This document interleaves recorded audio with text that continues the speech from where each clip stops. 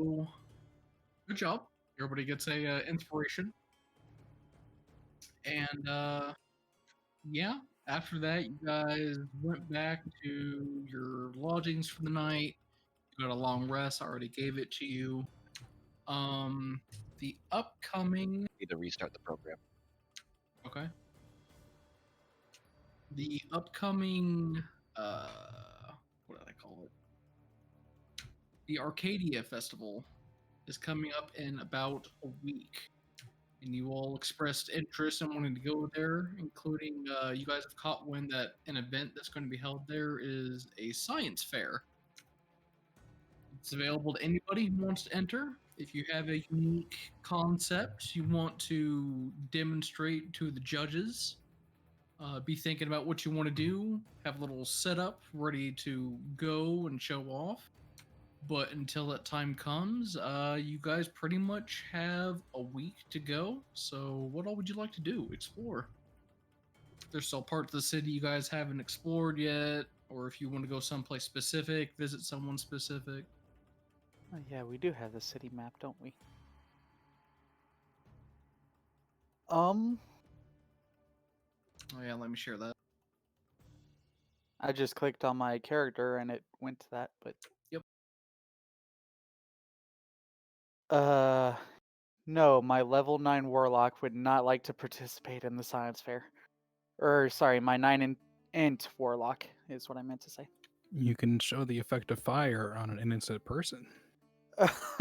No, I think we've had enough immolation. Wait.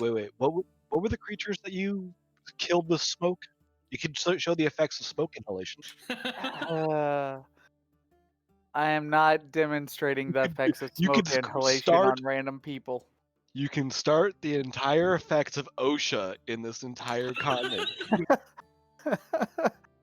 I am not kickstarting Fire Fantasy safety. OSHA, okay, I am not kickstarting Fantasy OSHA.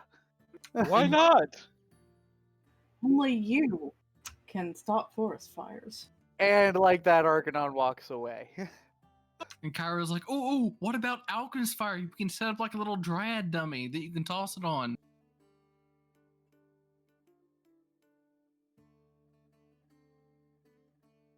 Oh no, she's now going to regale you the tale of how I fucking killed someone. Many times. Everyone's heard that story. So what do you guys want to do? Well, Heidi is not going to participate in the Smart Person Festival.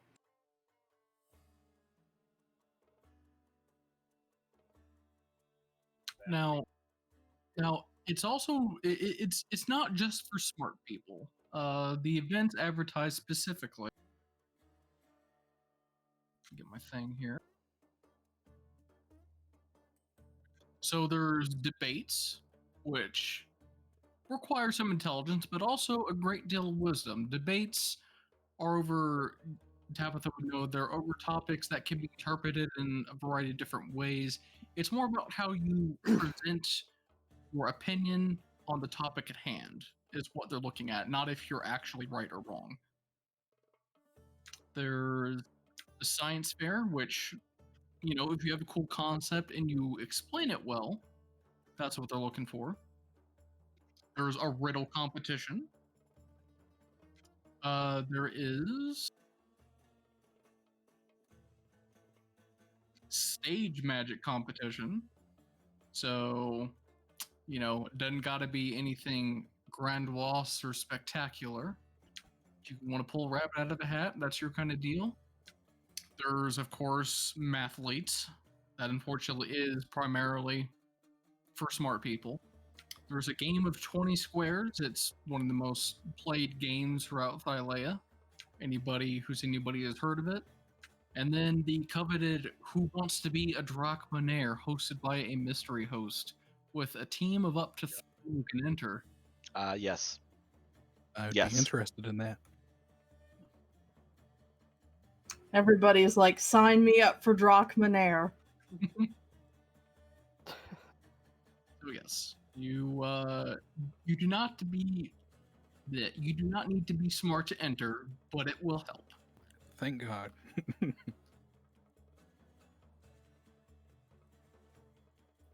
Would wisdom help at all? Possibly.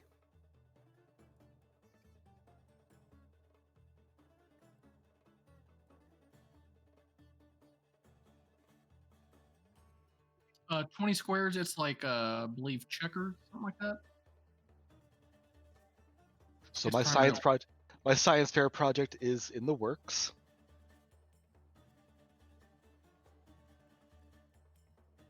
I look at my character being the freaking jock going, what are you nerds up to?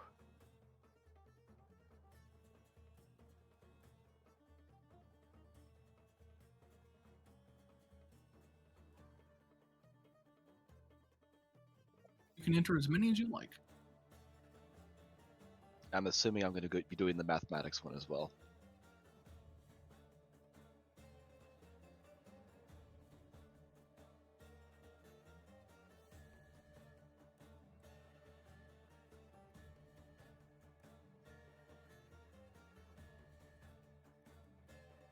Yeah, mathematics and the science fair.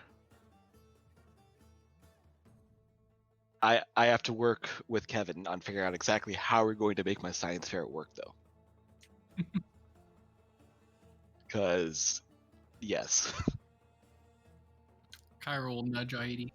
Psst, hey, you should at least go for the debate part. You're pretty wise, you know? You got all that experience? Debate. Yeah. It's pretty much you just state your opinion on a situation they give you.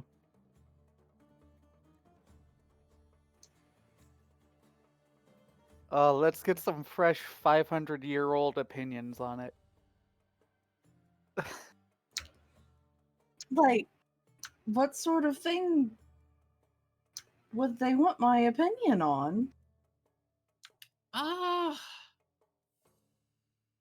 of like situational paradoxes, like if this happens, or you know, they give you a situation and then they want your opinion on if it's one way or another, where either answer isn't technically wrong but neither is right. They just want to see how you look at a situation. Is this going to be debate teams or just single person? This is single person. Okay.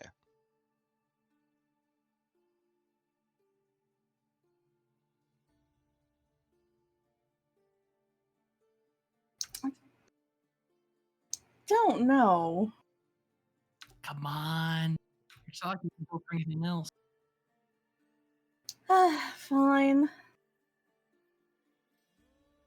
Yes, philosophizer Aidi. Hardly. Yet.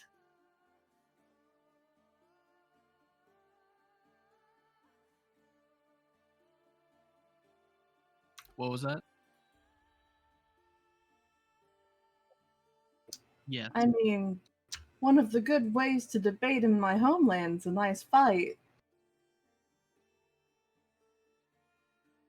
Yeah, they don't do that. But we got a week to go. So what's on the agenda today? Well,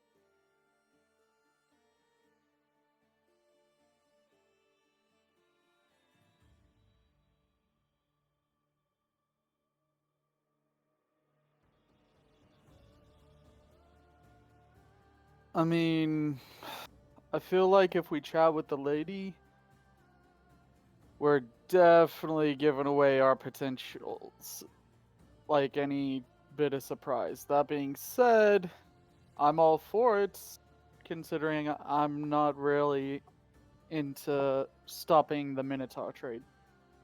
Are you able to just get an audience with someone like that?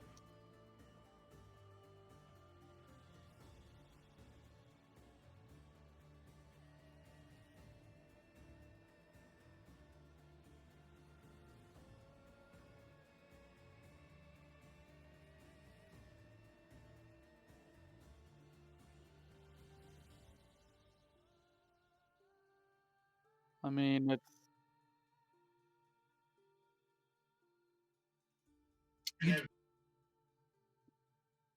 Correct.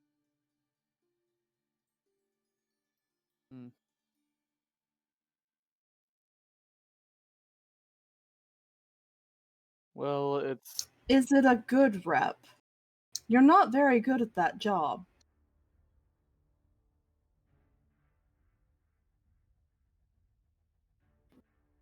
Do we learn from our mistakes, though? No. I'm certain that Lycus learned a very valuable lesson to check for traps.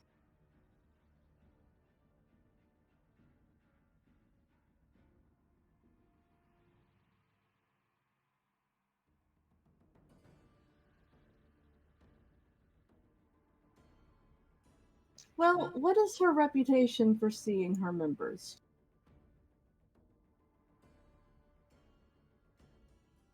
Well, you know that she typically doesn't meet with everybody who needs an audience.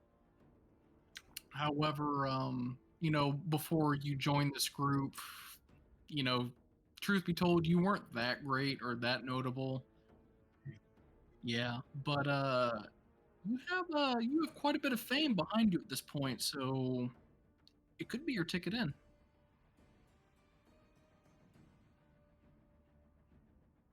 Well, out of curiosity, Lycus, what what do you personally want to speak with her about?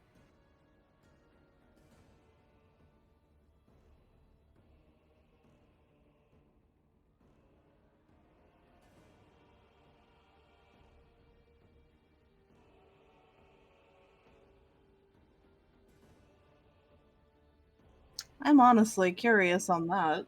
So, question: is Nerd Dragon saying that the Thieves Guild is causing the slave trade or causing issues with the slave trade? Causing issues. Okay.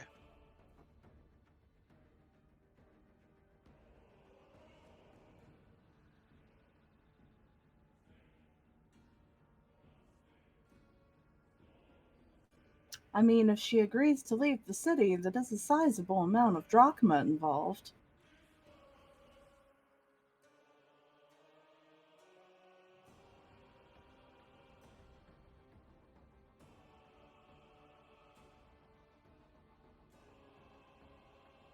Well, someone else would obviously replace her.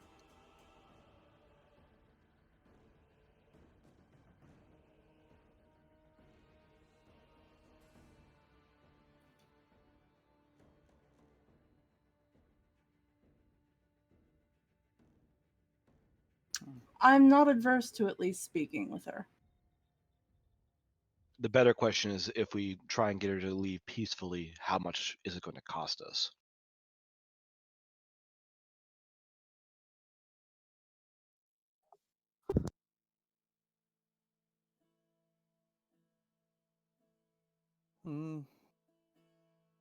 couldn't hurt.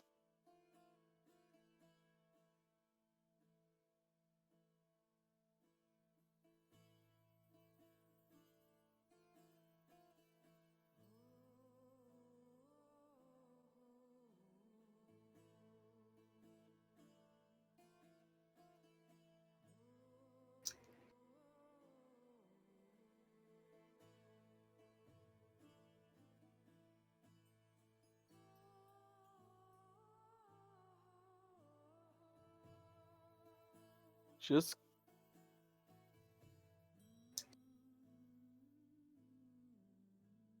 question is, who all is going to be going to do that?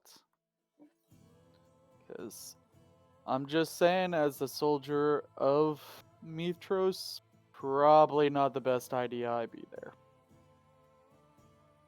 Well, Argy, you'd be going as the chosen one, not a soldier. True.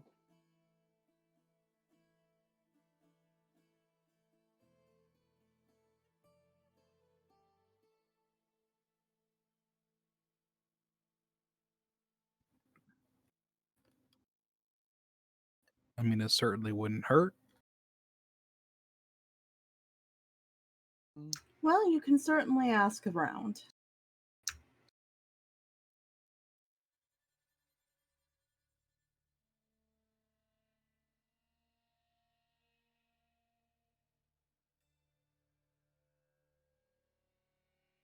That You is know what? something I'm honestly curious about.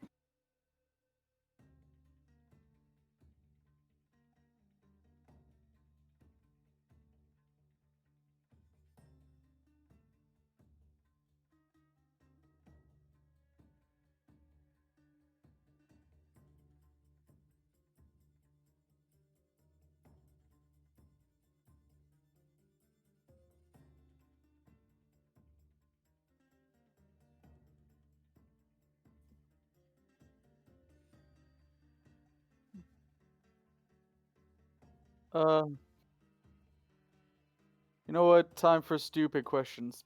Bullbug. He is outside. I assume you guys are all inside your room still. Yes. Oh. Yep.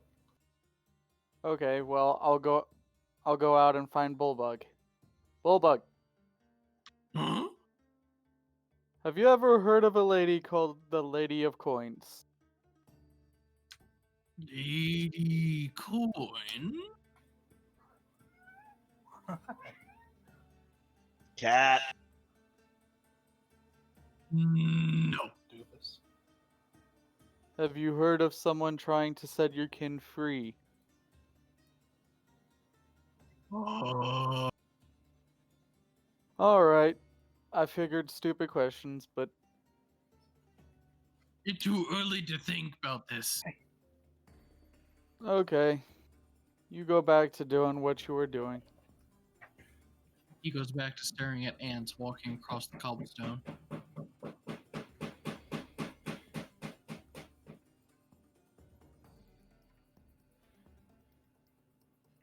Aaron, your mic's on. My control key got stuck apparently.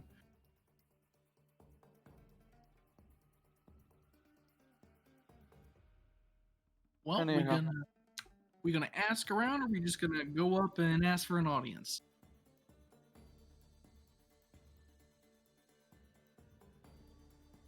Yeah. I will do that at the academy. Because that's likely a place that someone's going to have information. Okay, everybody tell me where they're going to be looking for information, and I will take some notes. Well, Aidi figures the best place is probably going to be the Minotaur Market itself. Ar-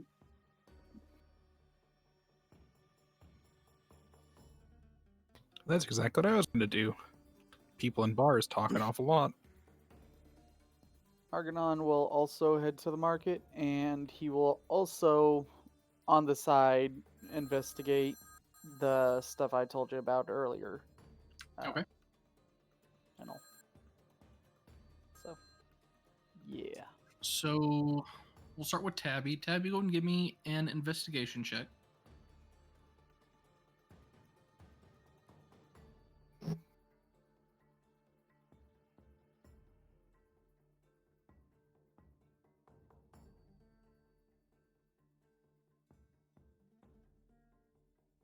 So what you find is, you ask some of your colleagues and professors, and like some of them give you like irate looks. Oh, you made me interrupt my focus for such a mundane question like that. The only things that I've really heard about is the causing a ruckus in the Minotaur markets and occasionally attacking caravans coming in, wheeling in such cargo. Cargo being the Minotaurs themselves. Sorry, coughing. So what I would ask is, where are these caravans generally coming from?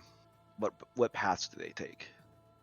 Oh, they mainly come in from the north, the steeps. That's where most of the Minotaurs live. Interesting. Okay. Let's see. All right.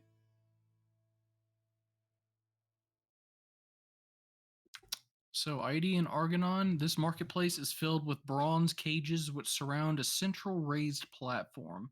A rank barnyard odor assaults your senses, and over a dozen unwashed minotaurs have been locked within cages.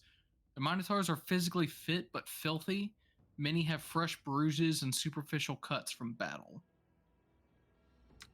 And you can see there's sort of like an auction going off in front of them. You know, you got the guy with the gavel who's talking super fast. Hey, I see 100 gold over there, and a 200 gold there, 300 gold, 300, 400, 400. Got a nice big strong one. Yeah.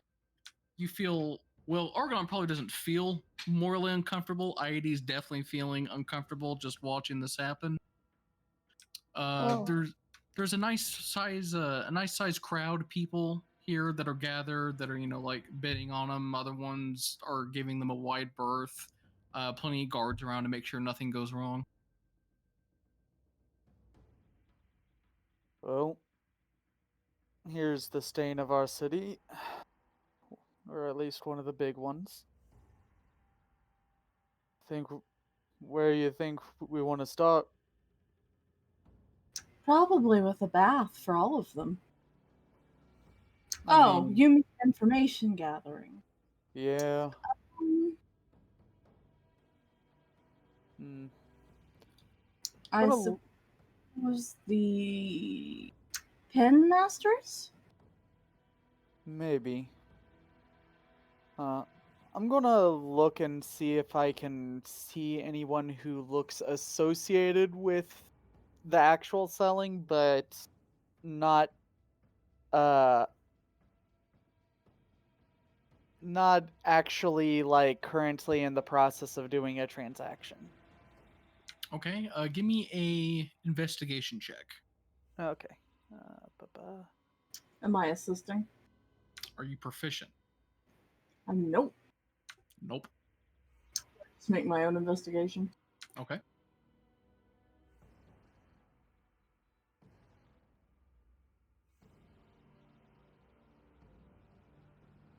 ID, you're unfortunately too distracted by the dismayed state that these Minotaur are in. Argonon, you're looking over near where the auctioneer is, you know, mid-sale. You don't see anyone that's helping process the transaction. However, you do see a guy who's walking around the cages, pretty much tossing them food. He's not responsible for the sale, but it looks like that this is his primary job. Okay.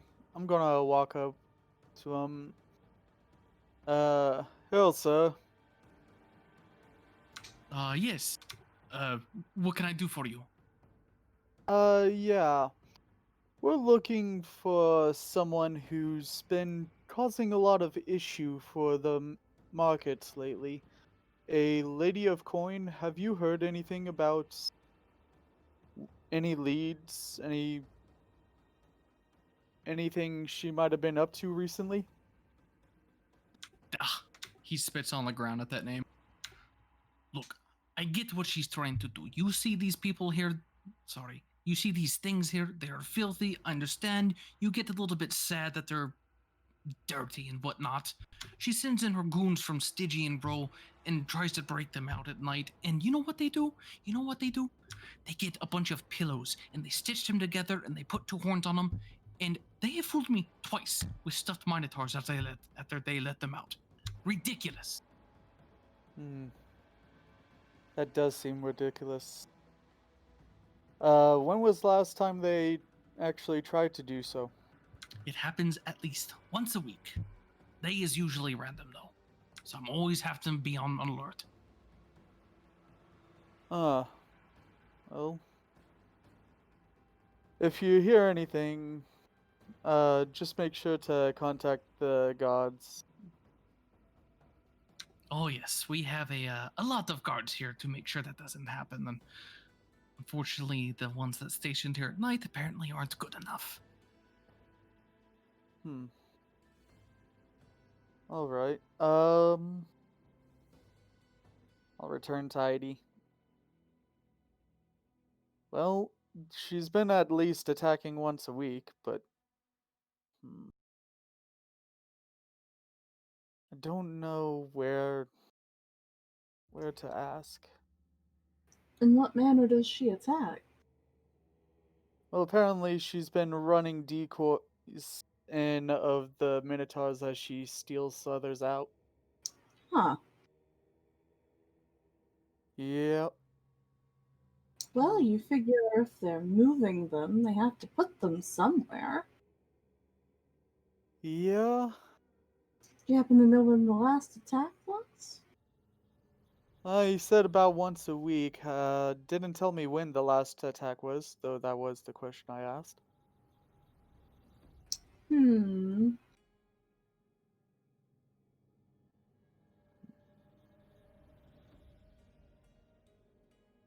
I mean, uh, I'm going to return to the guy just real quick if he's still available.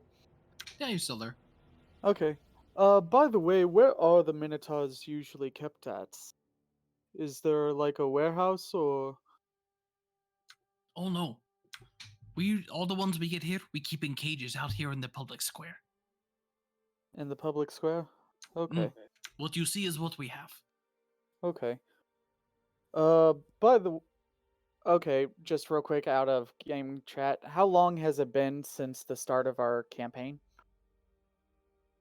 Like days wise in game? About 2 months, I guess. About 2 months.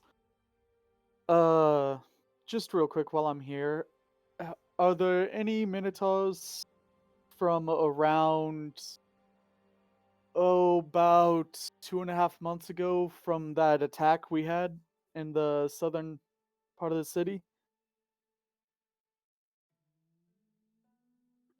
Attack?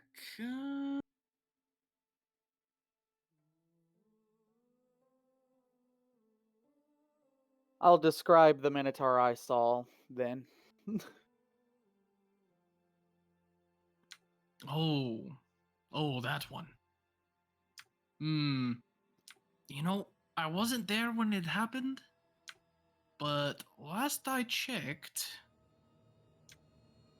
it caused quite a bit of havoc down there, and we unfortunately had to end up putting that one down. Okay. Figured if any. Okay. Just glad to know. Mm-hmm. Alright. Return to ID. Well, it looks like they keep all of them out here in the square, and the one who I figured would most likely to attract attention is already. I know of at least one Minotaur that may have been kept here at one point, and he's gone. So, Hmm. well,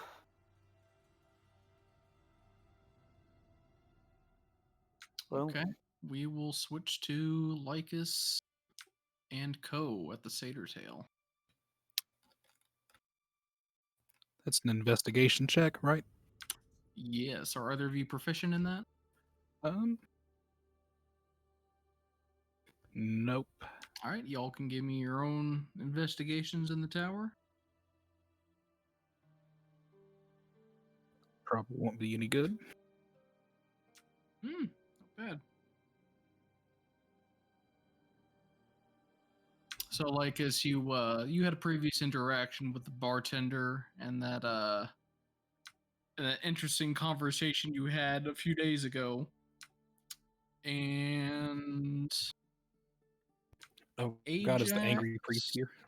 you find a guy who's sitting at the bar alone. And Lycus, what do you ask the bartender?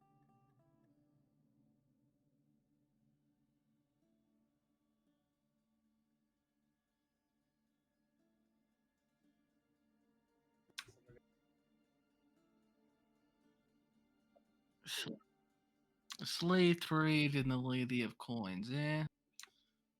Well, she's a slippery fish. She, apparently has been responsible for ambushing the caravans that are coming into the city with new shipments, and of course, breaking the ones out at the square. I'm not quite sure how she does it, but the guy who takes care of the pen apparently he's found a stuffed pillow minotaur in the cage like a few times by this point. He's been demoted a few times apparently. How do you mistake that?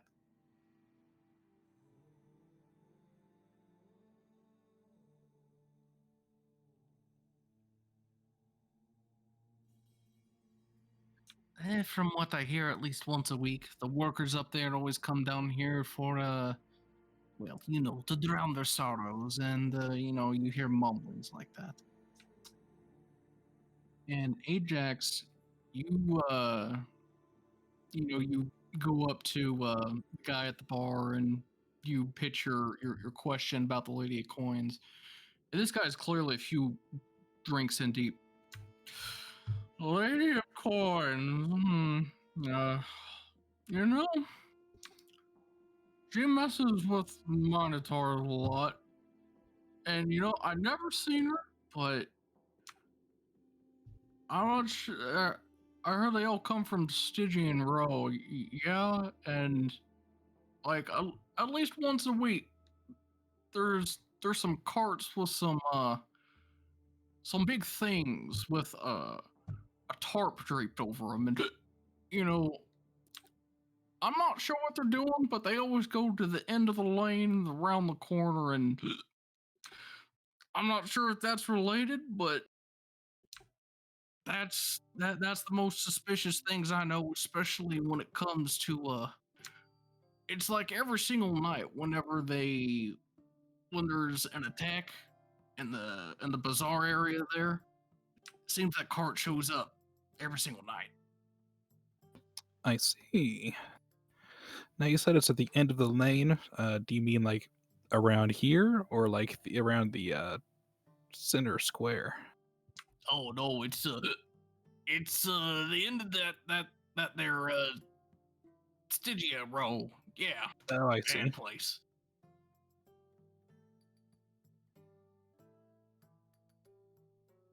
I'm panning the map to see if I can find it real quick.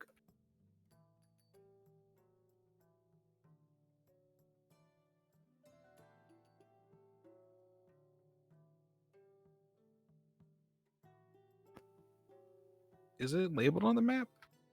It's actually the southern stretch here. Oh, down where what Lycus's place is? Yep. Interesting.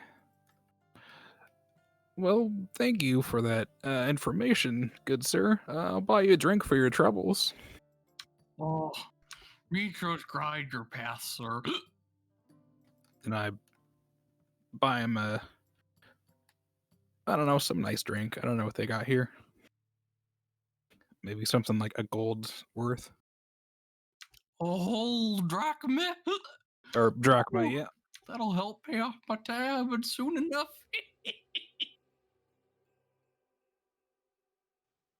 Haha. And then I'll go over to Lycus and relay all this. And so maybe we should hang out by your place, because it sounds like that's a kind of a hot spot for this sort of activity that's going on.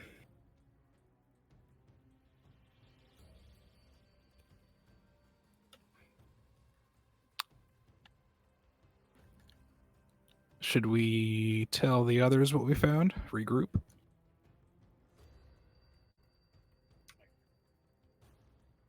Okay, we'll say all this took about 3 hours a day.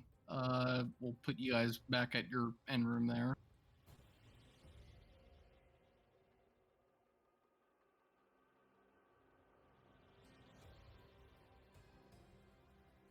All right, you all meet back up. Well, looks like she's attacking the markets at least once a week, placing minotaurs with pillow effigies.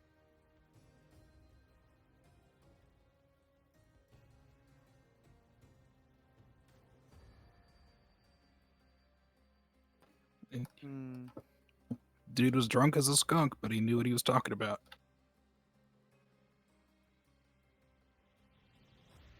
Well, guess we need to investigate Satyr's Row a bit more then. Or Stygian's Row, excuse me. Yeah.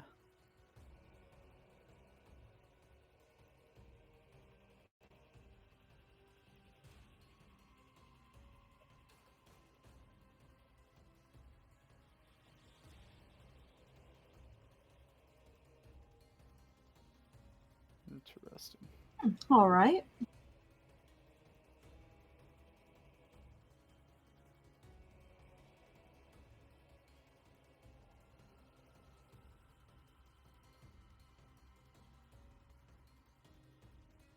I'm fine with that. You have a place in the city.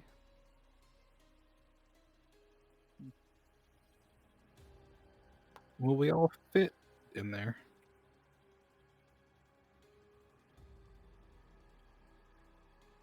Off Stygian Row. Hmm. So are we looking to catch her on the act, or I thought you had like instant access to get like a meeting or something?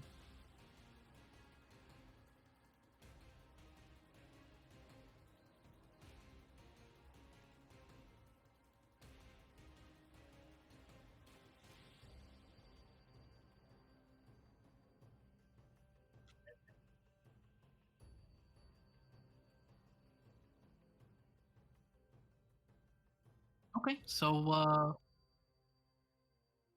when is this supposed to happen?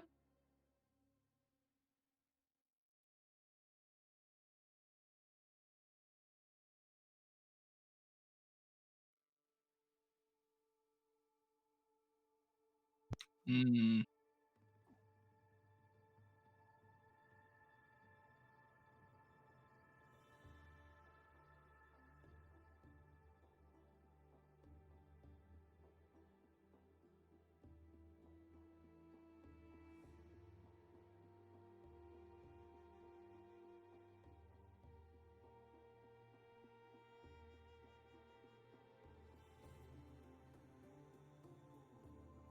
Well, are you going to stay up all night every night?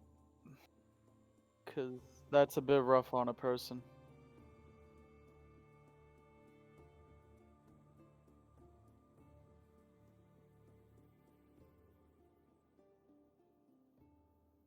I mean, you could have Lefkia look at.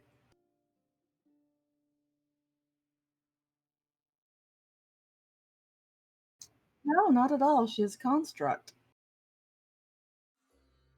True.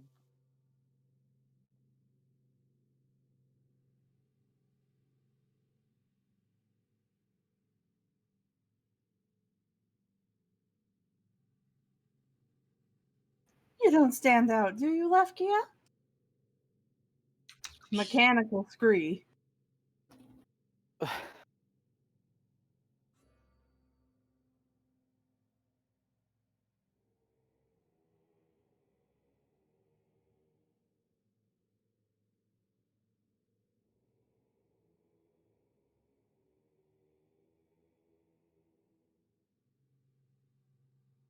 Also, just willing to bet that she's probably in the song too, so. Looks over at Kyra. Wait, who? What? I Uh, just point out that she has our current kill count lead, so I would assume so. yeah. Yeah. Lefkia preens.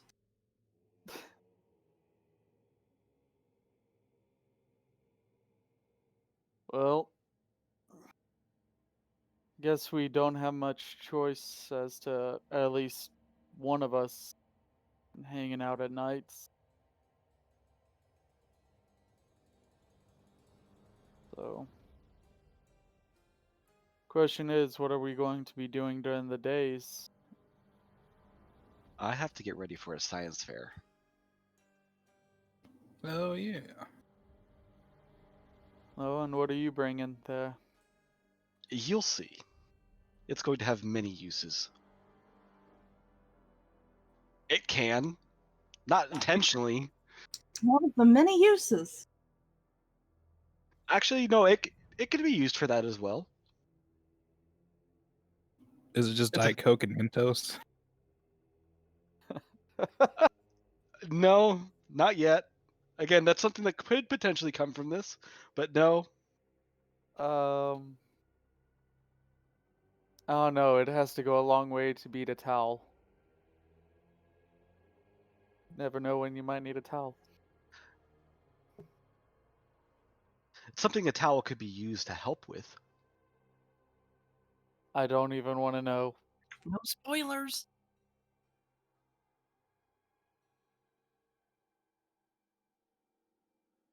So yeah, how are we doing this weird stakeout thing?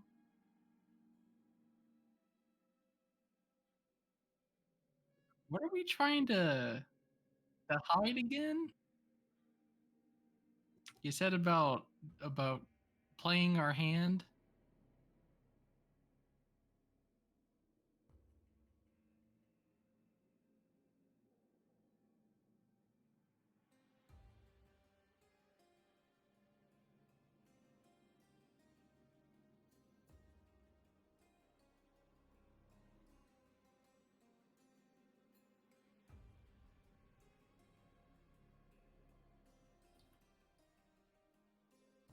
Well, my question is, does she know Nerd Dragon wants her removed? Because us Oh. visiting Nerd Dragon probably hasn't gone unnoticed. Almost certainly she knows about that.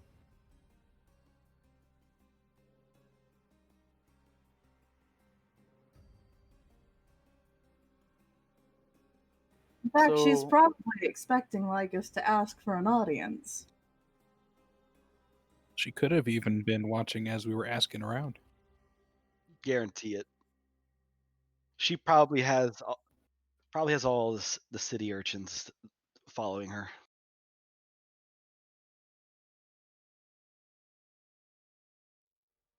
Might What's have-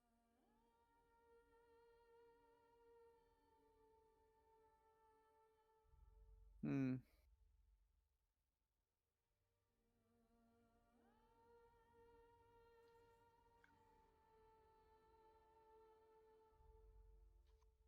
question? So I'm assuming you guys have all seen John Wick, right? She's probably like the Bowery King. Not a clue.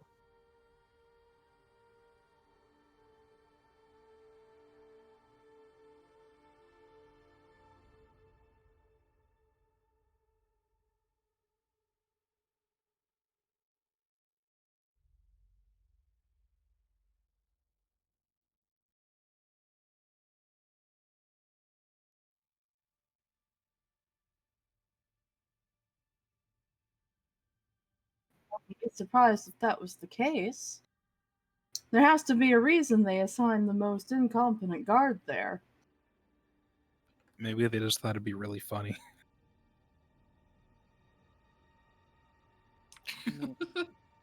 We trained him wrong as a joke.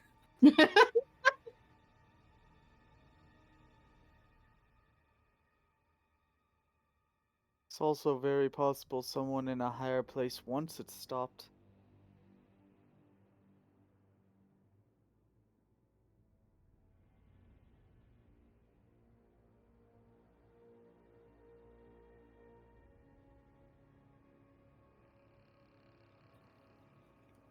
So Oh, they're quote unquote doing their job, but kind of also looking the other way.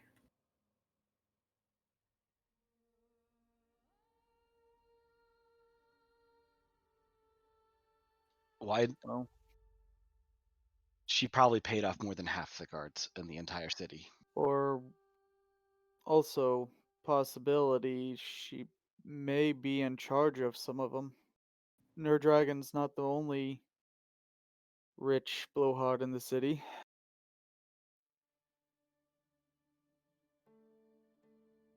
So, guess we'll find out. Well, it all depends on when you want to go and speak with her. I do suggest that we all go, however.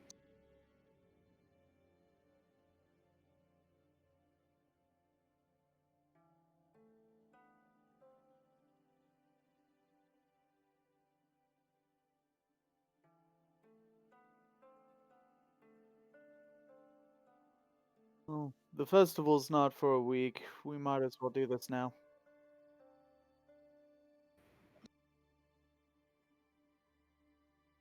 That being said, Lycus, what do you know about her should things go south, like combat-wise?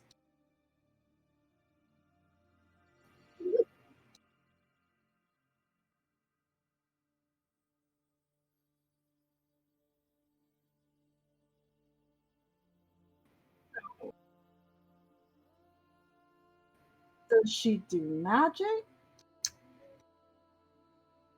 Hey, Lycus,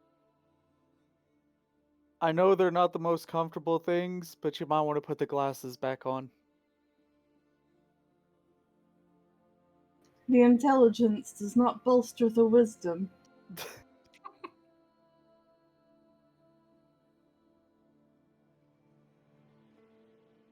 Street smarts. What are street smarts?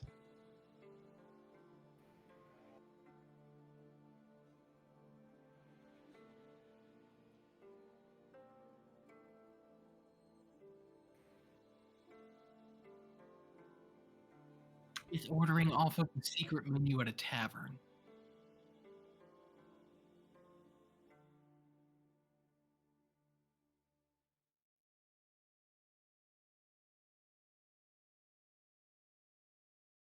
Basically, the ability to listen and judge the situation.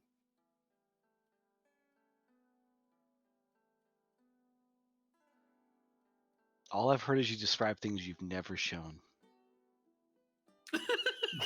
Ouch.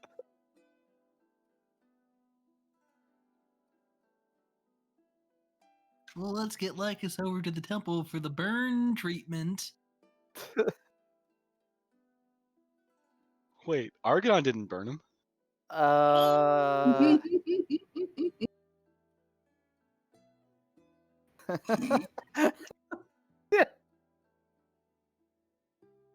why'd that one get me?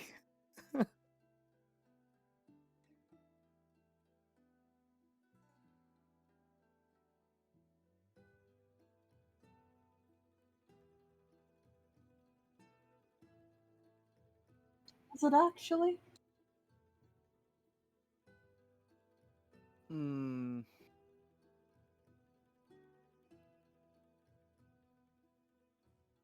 I just put an arm on Lycus's shoulder. See, mine's fire. Very good defense mechanism. And just I mean, it depends on the situation.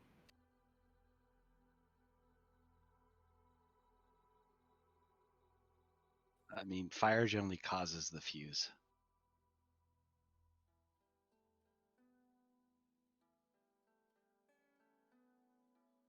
All right, you bunch of clowns, let's move it. Honk, Why not? honk. Lead the way, Lycus. You know it better. So we doing this now? Looks like Apparently. it.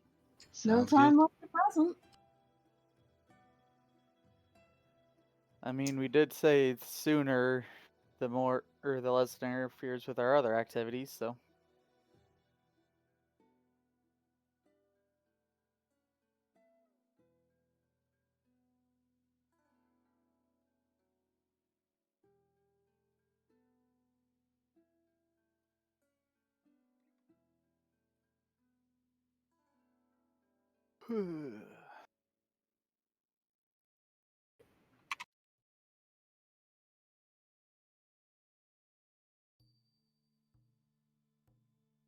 the Colossus.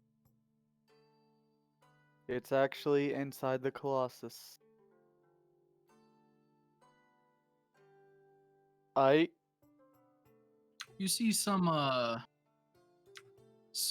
interesting fellows hanging outside the bridge that's leading over to the Colossus. One of them, it happens to be the guy that actually recruited you into the Snake Den, as they like to call it. Hey, Lycus, what brings you back here?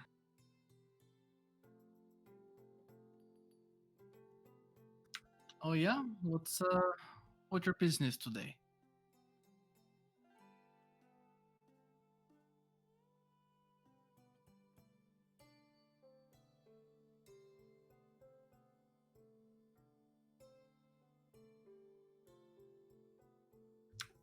Oh yeah, it's looking like you got a lot of company there.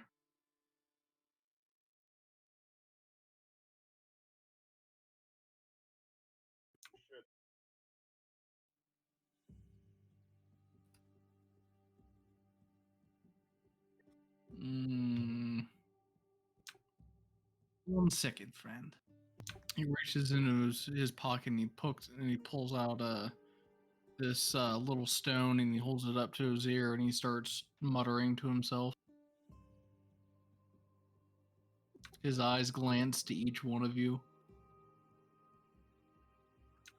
He eyes the bullbug very warily. He's harmless, Mhm. mostly. He is not harmless, but he won't harm anyone.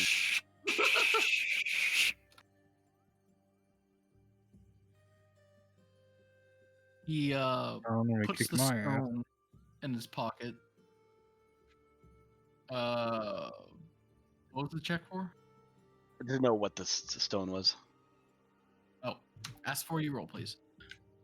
You could definitely tell that that it is something with magical properties. If you had to make an astute guess, it's probably a sending stone. Gotcha.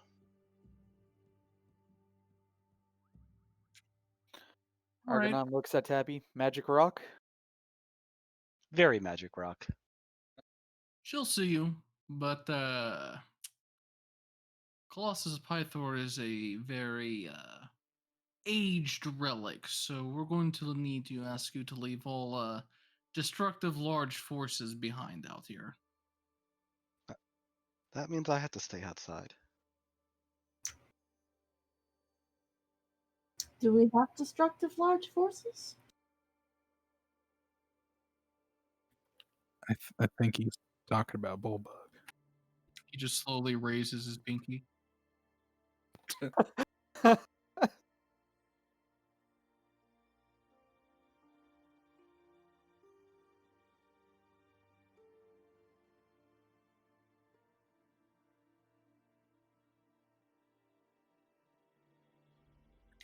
Go Well- find more fancy feast. No, just stay here. He looks very torn at this, getting 2 different directions. Lycus, don't Just wait him outside. out into the city by himself. We'll end up right back where we found him. Both of you make a persuasion check for me.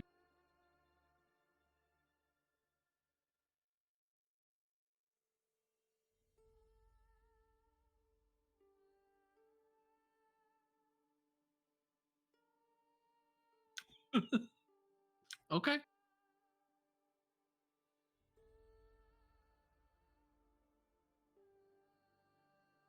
He looks to be staying right here. He puts on his big goofiest grin for you with his hands behind his back. All right. Well, if we've got that settled, you all can head up. Don't touch any nozzles on the way up there, please. Nozzles. All right. They have poison in the hallway. Why would you have nozzles in a statue? Urge to just slightly tilt everything increases.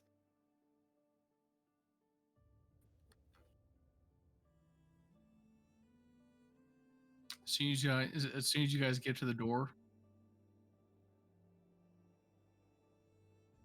he heads off. All right then.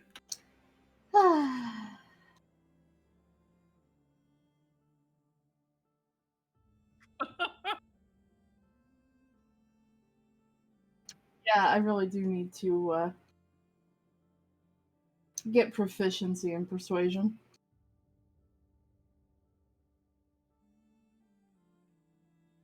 Okay, so I'll get this map up here.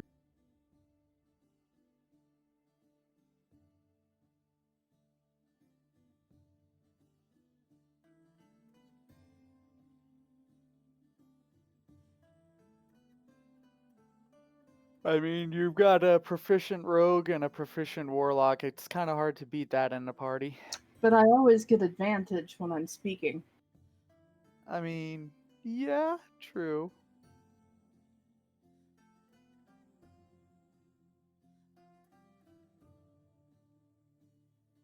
My charisma is only 16, but advantage. Yeah, your charisma's only tied with our charisma caster. No biggie.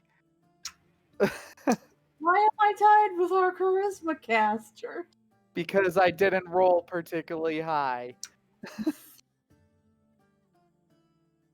My highest roll was a 15, and I added the +1 from being a human. Oof. Yeah. So on your way up, you see a circular room that contains a series of coiled bronze tubes that snake around and overlap in a large knot that takes up most of the chamber. One set of pipes stretches a few feet off the ground and has 4 different colored valves. You also see several vicious-looking people, including a woman wearing an eye patch, that are just watching you move throughout the area here as you go up towards the stairs. You then go into a curved oblong chamber that's situated between 2 staircases. You can see holes that are visible throughout the walls and the floor of the room. And you are led through 2 glass doors as you see 2 Minotaurs here who are standing guard at the stairs. Mm. You go up another flight of stairs and you see pretty much the main feature here is a bizarre top-heavy furnace that tapers to a rounded point. And it hangs in the center of the room of the chamber from a series of pipes that sprout from its top. You see that 2 thuggish-looking people are busying themselves with the furnace's operation, while another 2 are standing ready at the entrance from below. And you're led up a final set of stairs. It's taken you about, I want to say, a half hour of walking through this place. And you're feeling yourselves go up and up. Those particularly sensitive to heights can feel your ears pop a little bit as you go up the last flight of stairs. Mm. And you arrive in a spherical room that you all can clearly tell is the head of the Colossus. There's 2 circular glass windows overlook the ocean to the south.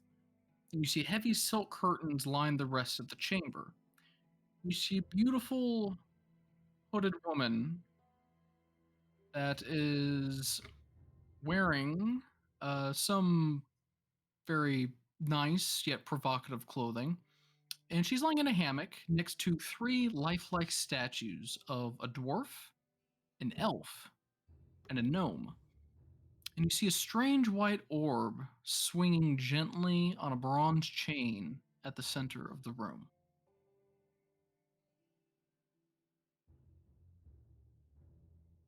You guys are going to be in the top right of this map.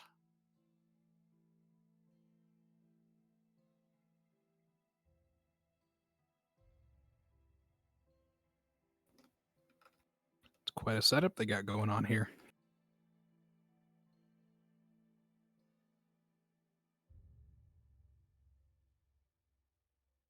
No. She is right here as she gets out of the hammock.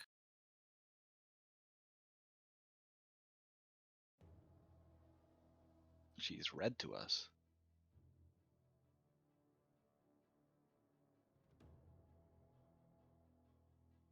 Also, she is definitely a Gorgon.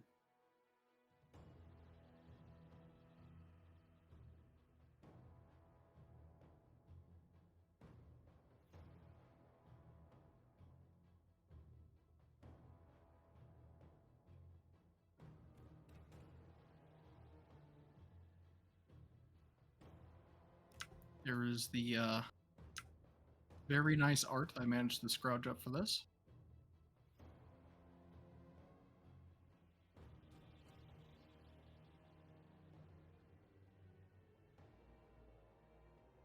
She swings her legs off the hammock and she slowly takes a step forward.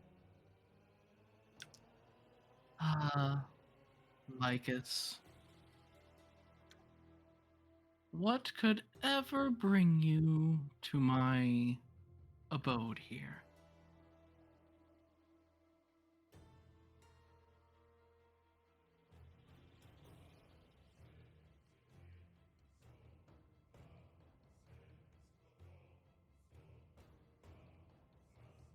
Manticore. Minotaur. Minotaur.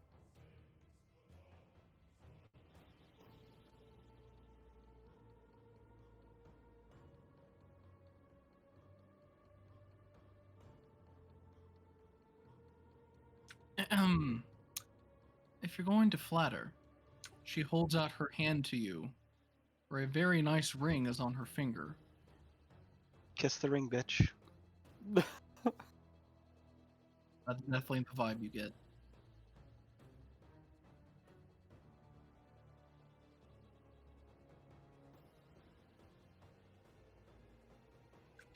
Okay, she allows the interaction. She looks pleased.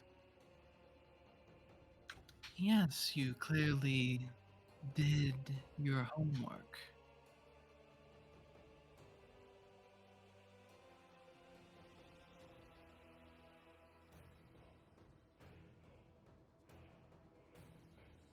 Oh, I am. Were you wanting that 5,000 gold, Mr. Chosen One?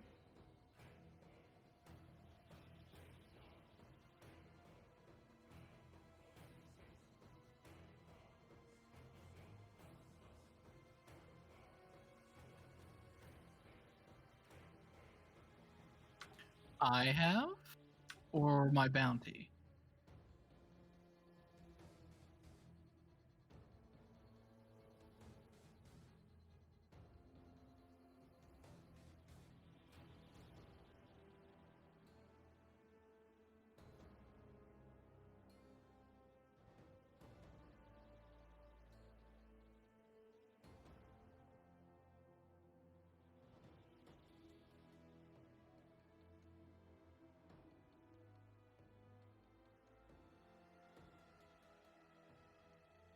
You want to be of use to me? Oh. Do you really have time to be running errands for me? After all, the Oracle gave you such a lofty goal, and you've explored forges and been up to the necropolis. Nice encounter with the puddings, by the way.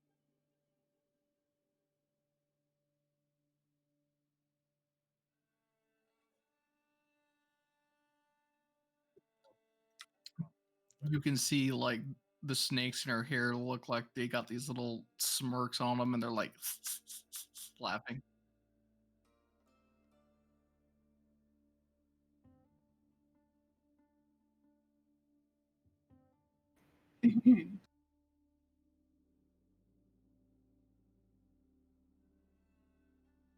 She goes back to her hammock and she just flops on it, crosses one slender leg over the other.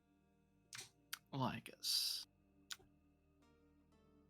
I find beating around the bush very boring. If you wanted to meet with me, I would have heard about any requests for a meeting from my underlings. This is the first time I've seen you. Why don't you tell me exactly why you're here?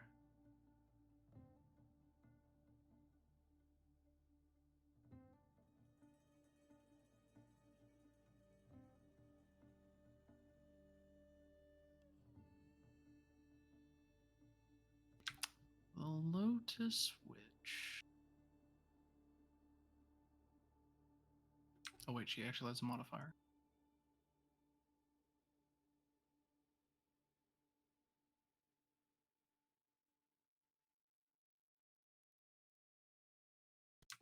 Hmm. A crone who lives on an island far away from here. Said to know about the very origins of our world, to be exact.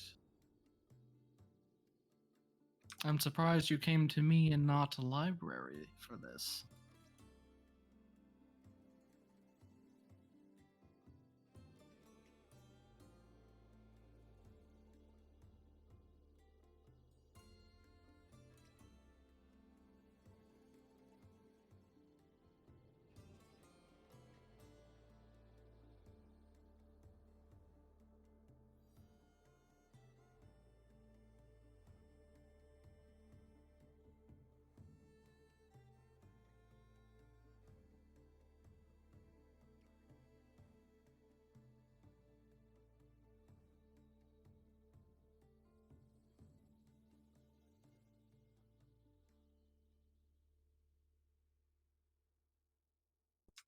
What Mr. Nerdhaken does is of no concern of mine. All he's good is puffing and puffing and counting his money in his little mansion there. He's not going to take any act. Actually, well, no, this is the boldest he's been to actually get the chosen of all people up here after me. Him personally, he's of no threat to me. I enjoy the little game we're playing. He's like a rich, fat little mouse, and I enjoy coiling my way around his little traps he set for me. Oh, yes, those poor little Minotaurs deserve to be free.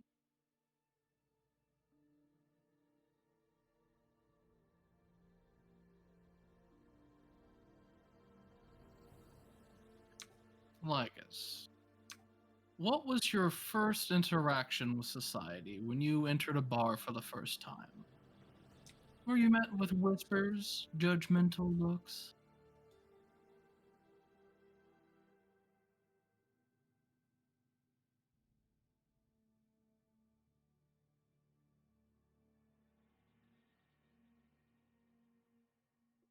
Oh.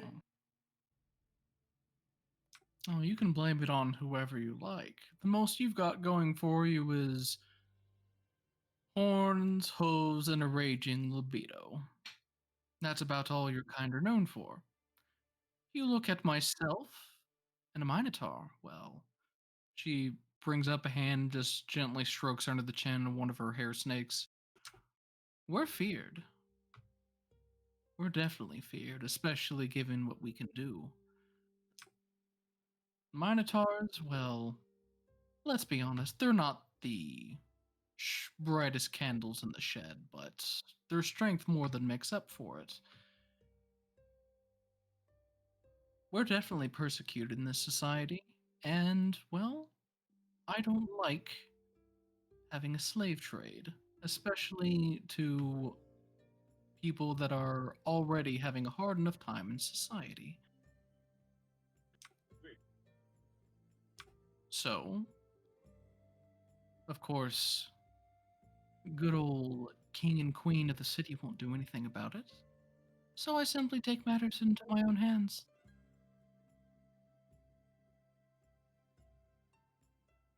Hmm. And what do you do with the minotaurs that you free, may I ask? Oh, I set them free outside the city.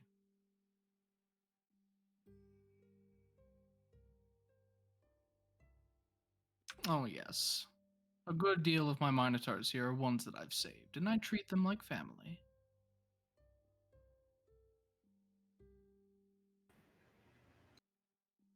And what of the 3 statues there? These. She looks towards the dwarf, goes over and just gently runs a hand along the top of his head. Well, believe it or not, these are for someone else. I'm just here to create and ship them off. So, a different sort of slave trade.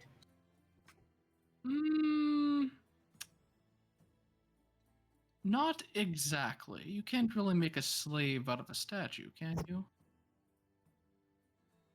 I would It- argue that that is worse. Who's commissioning statues of dwarves, halflings, and others? She gives you a coy smirk at this. Oh, someone that I'd rather not trifle with, and probably you all as well. I have a healthy respect for people that I clearly know are outskilling me, and this person just happens to be one of them. Have you a name for this person? Oh, I could tell you, but why should I? Is there a reason why you should not? If they're as skilled as you say, what need have they to fear? Oh, worry you not. I know exactly what you all are capable of. A giant hound from hell, a rampaging minotaur that can pass through walls. I'm sure given time you could take care of this threat, but my matron, there's a hint for you. My matron has offered to give me help in a trying time of mine, and I don't want to see anything happen to her.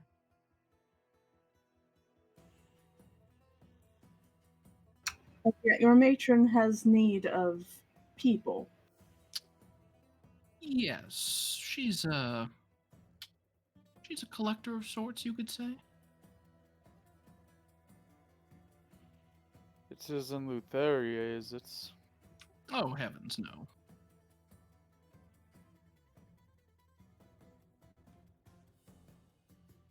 The air is still quite stuffy with stone. Well,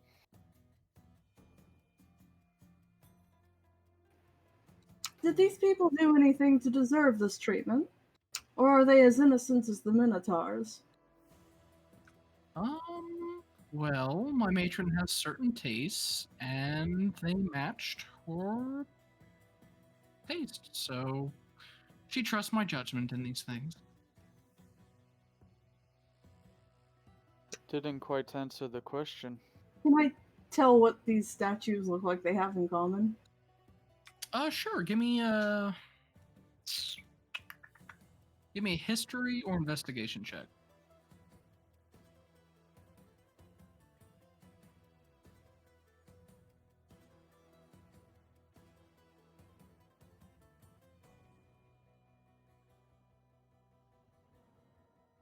Yeah, sure.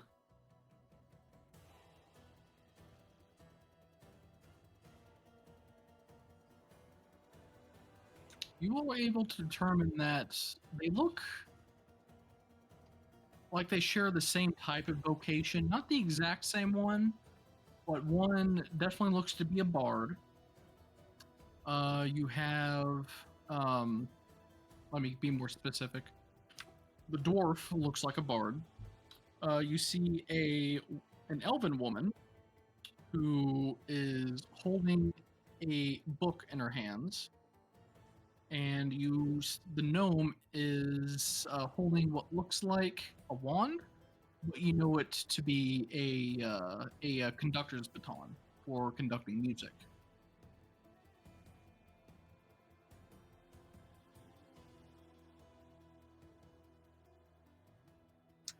Performers? Ah, good eye. What patron would So- want? Here's the question: are they to remain a statue or be You know, unfrozen? once I deliver them, they're not of my concern anymore.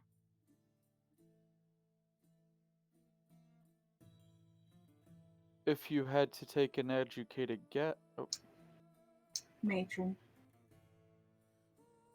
Oh, let's see. Actually, need to do a quick calculation on here. Just start scribbling on the statue.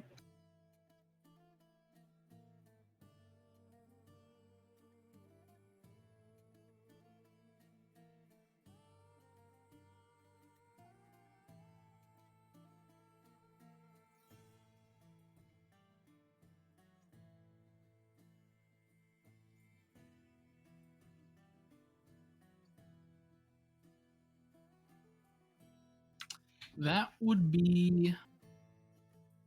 Oh, sorry, this is in character. Oh, about 13 years ago.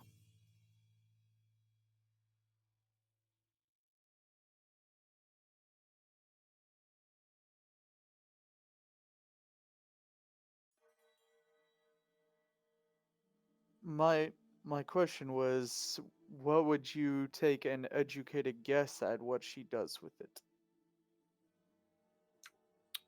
Well,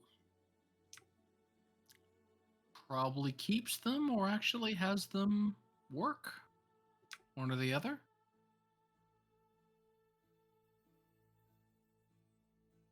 The working part really sounds like slavery with extra steps. She just gives a shrug. Again, not my concern. Because they're not your type. Because I've gotten a lot of help whenever I needed it the most from my matron. And I'm not questioning it because she's allowing me to do what I can here.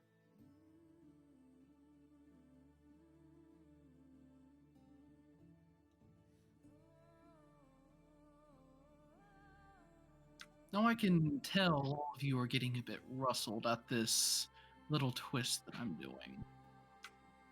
You're the chosen ones. You're supposed to be great heroes accomplishing great feats. So, if this bothers you so much,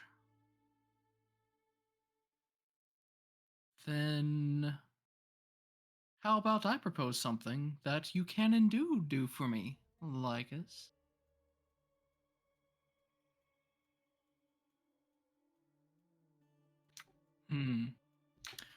Well, it's not a small feat by any stretch of the imagination, but I wish to get revenge on my sister. Yes.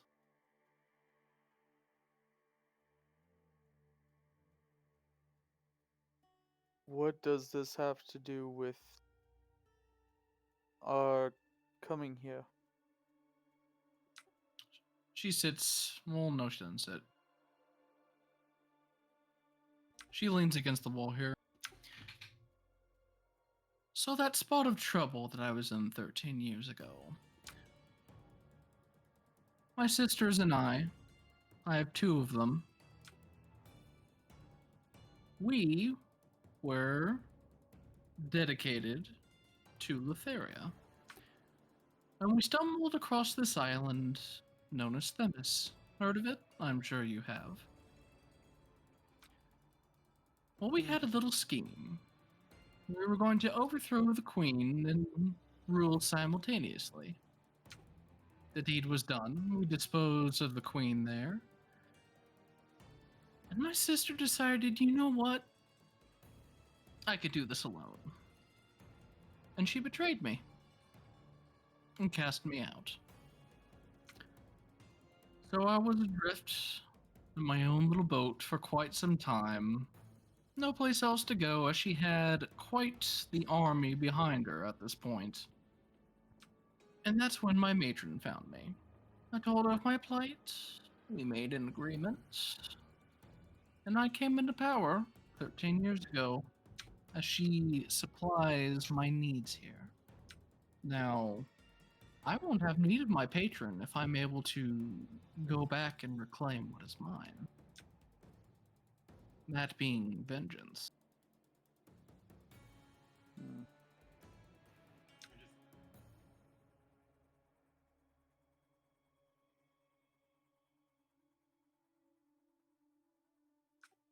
Hmm. Oh no, I want to be there with you. Currently, I don't have a ship that could make that sort of voyage, but if you get a ship, I will join your merry crew. And whenever we embark to Themis, I will be right there with you. And I will cut off her head myself. So you're saying the Queen of Themis is your sister? Indeed. That Well- makes life a little bit easier. You are very much in luck, considering I already needed to talk to her myself. I also have business with the woman. And hopefully, I will not need to have business with you after it is concluded. Oh, she gives you an appraising look. Fair time lost, I-80. What do you mean by that?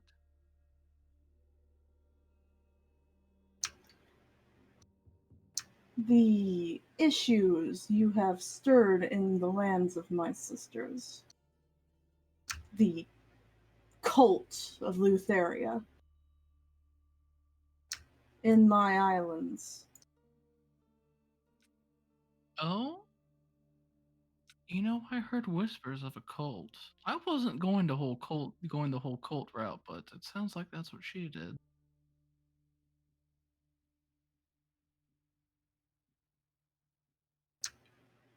That being said, if you do wish to embark upon vengeance, I support that.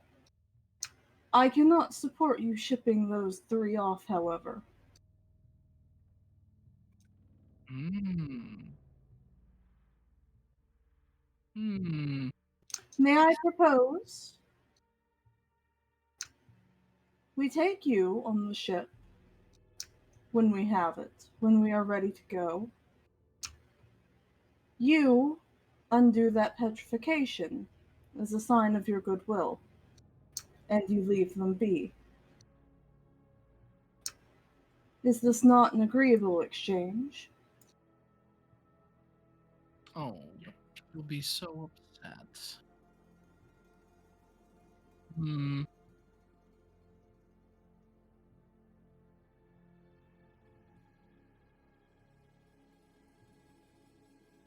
True.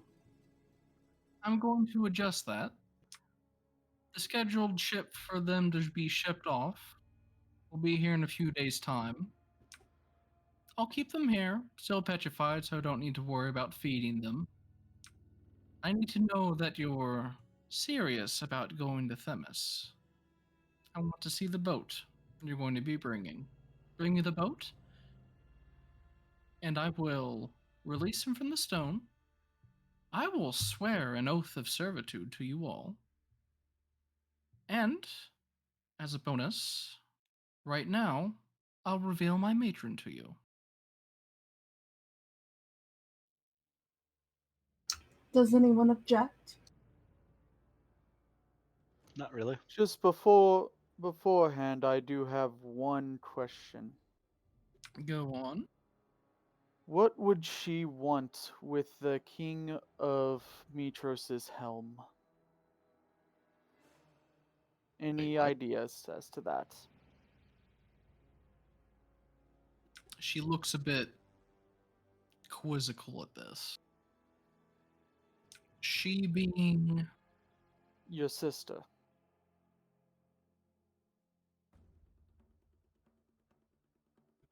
I'm not aware of her having such a helmet. Mm, That's a unique bit of information there. But I'll let you ask her yourself before I cut her head off, though.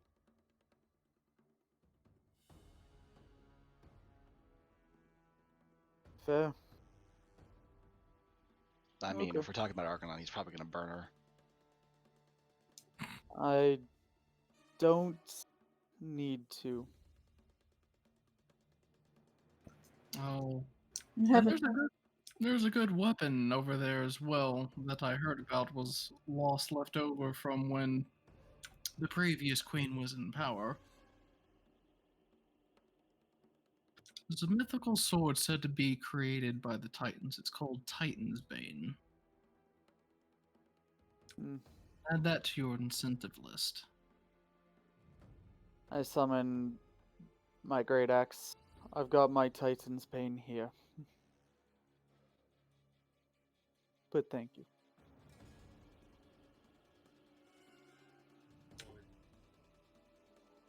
It was crafted by the Titans to slay Titans. Given what I know about Titans, the story checks out.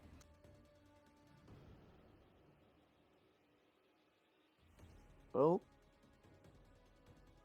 question is, are you returning here? Because the reason we were sent here, well, we earn a bit of coin by making sure you leave and don't return.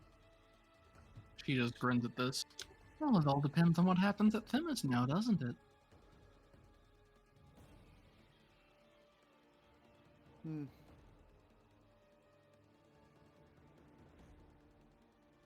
Well, I'd like to make a proposal to both you and to the rest of my group. Just my thoughts, personally. We can tell him that the deed has been done. He'll probably demand evidence. He wants evidence that you are gone. One way or another. I don't know if you have a way to provide that evidence. I mean, we can just invite him to be there with us when we cast off on the ship.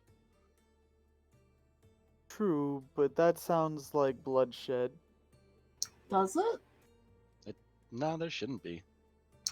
I don't think there should be. He specifically told us he doesn't really want to kill her. He also does not strike me as much of a fighter, sad as I am to say it.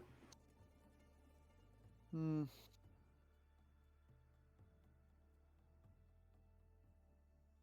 I mean, that makes sense. I didn't think Yeah. about that. There. We can come out ahead quite nicely in this either way. Oh, I love a good bargain then. Well, Was it? Wasn't intentional. anyways, She wasn't there for that. we need you to participate in at least making sure that he knows that you are leaving. Yes, yes, I'll prove that I'm going away so you can get your nice fat bounty. Here's crud, I forget where I was actually going with the second part of that. Damn it, there was a second part. Yes, the second part is us going and getting the ship. I mean, fair enough, yeah. No, there was something. Fuck it, I've forgotten. Never mind. Just cancel all that I've said. Fuck. I can't remember what the second part I was gonna say was. Well, anyway, my matron's name is Hexia the Green. History check? Hexia. That sounds familiar from. Wasn't that in the player's guide somewhere? You all know that this was the name of the dragon that had been harassing Pythor and taking his wives. Oh yeah. Well, completely just coming up with an idea here. Is he taking, or is she taking these stone people so that she can train them up to put them on Pythor to then take them back once Pythor falls in love with them? I doubt it. Oh, who knows with that lover's quarrel? I know she has all kinds of beef with him. Hmm. She is a jealous ex. I do not believe she is training people to send after him. Ex? Well, technically, they're still married though. Hmm? Oh. So you're saying we need to go punch a dragon in the face and tell him to make up? I don't know if they're going to make up, but I mean, if you can do that, more power to you. I just feel like that would be a better plan than killing him. Something we will have to see when we meet this person in the flesh. All I can remember now is that stupid dwarven Also- quest in the Badlands about punching Deathwing in the face. Also, really good Sicarius isn't here with us now. Like, out of character. Why, it's not the lady's fault what her matron gets up to. Well, I mean, can you blame her? Lady Hexia has every right to be cross with him. There's even plays about his infidelity. 2/3 of the women of this country feel like have been with Pythor. Yes, but whenever she was there with him specifically, I think one of the most famous ones is that he was having an affair with 5 sisters at the same time?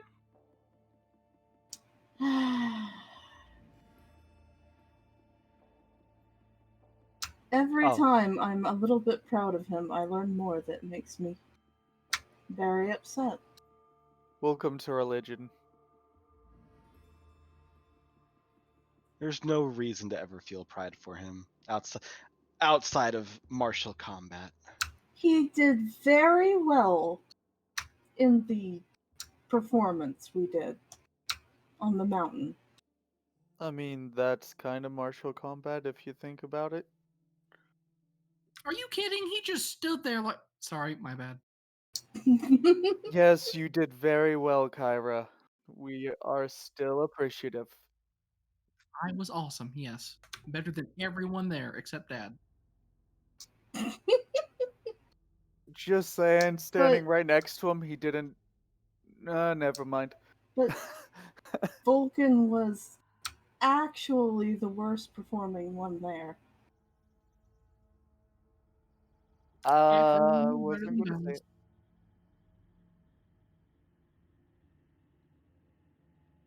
He got into Anyways. an argument with Argonon over details 500 years ago. Actually, it was about 400. Never mind.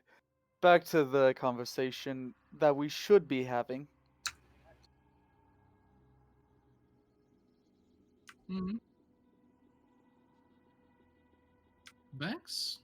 Oh, she's around.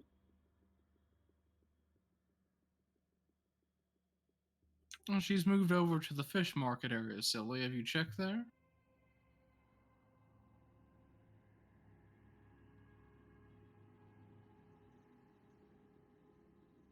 Are you sure those smart glasses are working?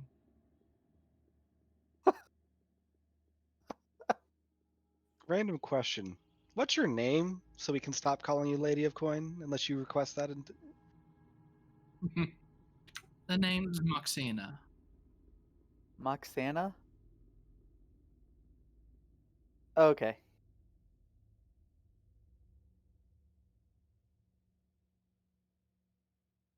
Thank you.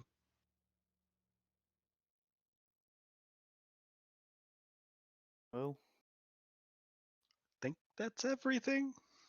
That is all for now. We must go and get the Ultros. That will resolve 2 situations here, I hope. Oh, I hope very much indeed.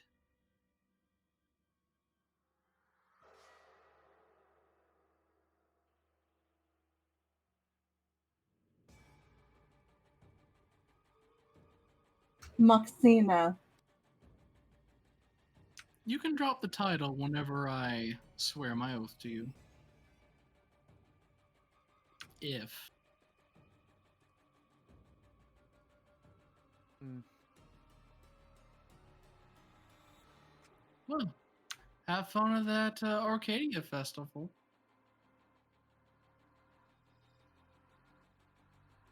Sounds so boring. She says this as she walks out.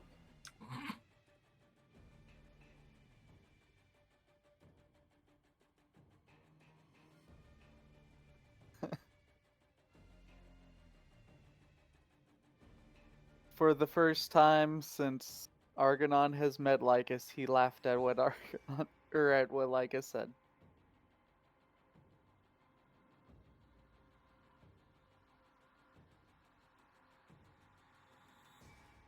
Alright, Lycus. Go and find our bullbug. And then he immediately ran off like you told him to do.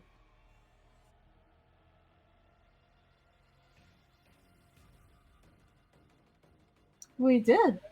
And therefore, if anything bad happened, it is your responsibility.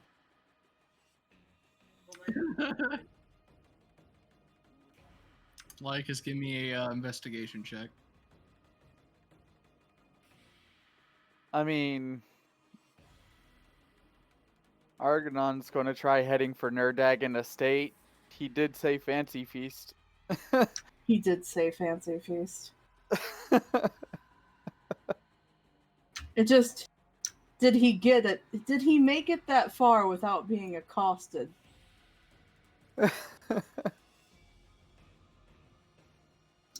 He is a minotaur without masters. You know how they get treated here. Okay, Argonon, you can give me an investigation check. Sure. I feel like we should also stop by Nerdragon and see if we can get a down payment on that reward so he can afford us to get Well, the way of giving him the full thing. I don't thing think he is, does he wants down the payments. evidence. Yeah. He wants the evidence. Lycus, you start your initial investigations. You know that people saw him heading to the northwest. Argonon, you're able to determine that there was actually a what's the word I'm looking for? An unsupervised monitor up by the Heart Bridge that wasn't moving. The Hearts Bridge? Heart Bridge. Ah. Oh boy.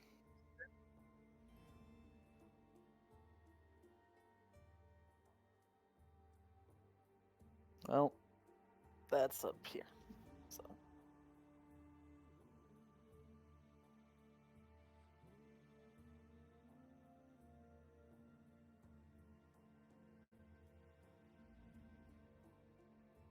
So this stone bridge is suspended from cascading rays of bright copper wire. When the wind catches the wire, it produces a concordant harp-like melody. And the songs are joined by a chorus of beautiful voices nearby. Let's see here.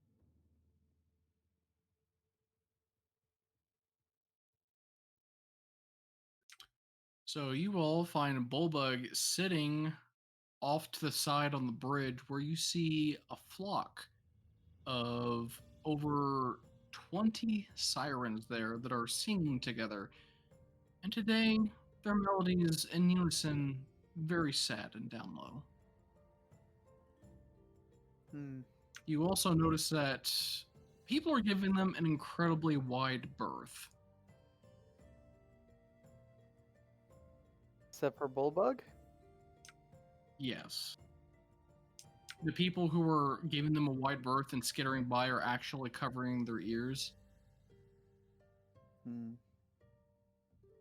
Argonon, since you're Argonon, Tabby, and Lycus, since you guys are native here, you know that these flock of siren regularly gather here every single day to sing, and it's about 50-50 if they're either happy or sad.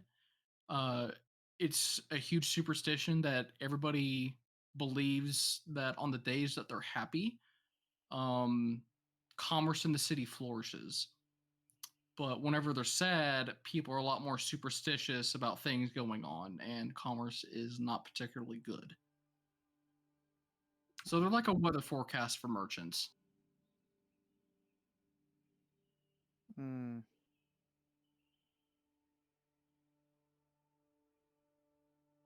Bullbug! Huh? Come on. We got Oh. stuff to do. Friends.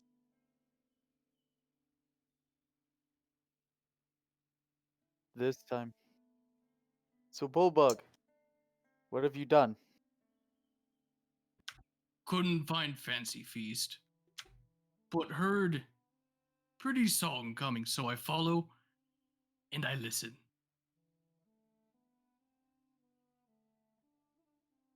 It make Bullbug very sad. Don't know why other people aren't watching.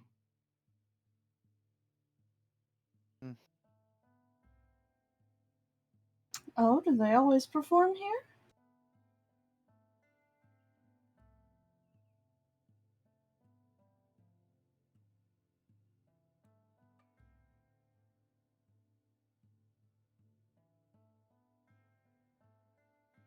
I mean, So Well, you- I've actually did a study on this back in the academy.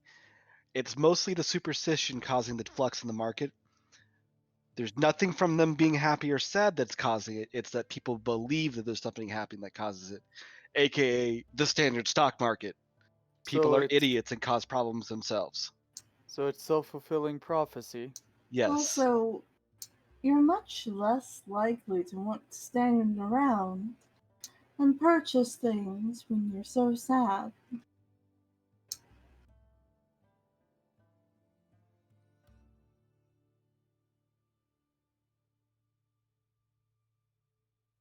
The Well, bars there.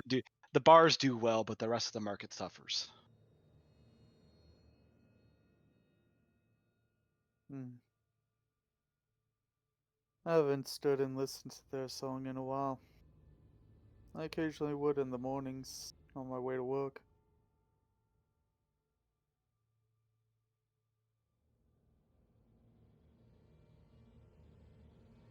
She just starts singing. Oh, she matches the sad beat. She does. Oh no, you'll be sad too. He tries to hug you.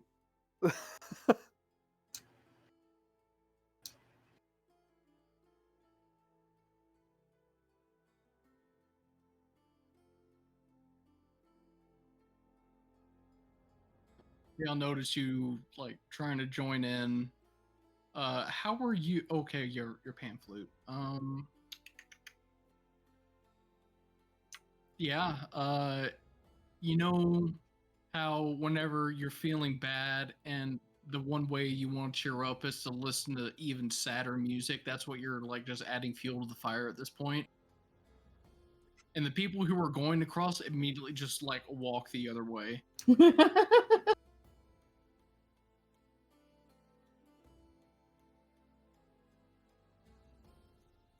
are y'all so sad, man?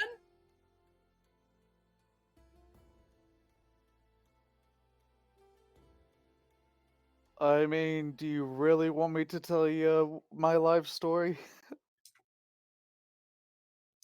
I heard it's pretty lit. And Argonon walks away. When you Don't walk worry, we'll find the away, fire of your life again eventually. you don't hear me say, please, No, oh, Arnie, no, don't go. no, no, no, no. Simple and sad is the way that you're making. Jesus Yes. Christ. She's doing it on purpose and it's awful.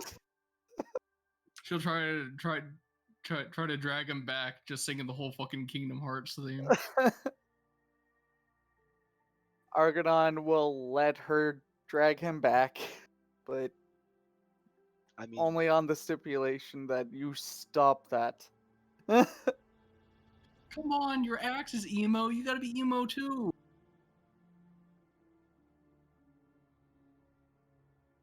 Clean? I don't know that. Okay, first off, dude, don't even start. My school was filled with emos who were obsessed with the song. Repressed memories, ho! Secondly, I'm not emo, I just deal with things in my own way. We know, and that's with fire. Not.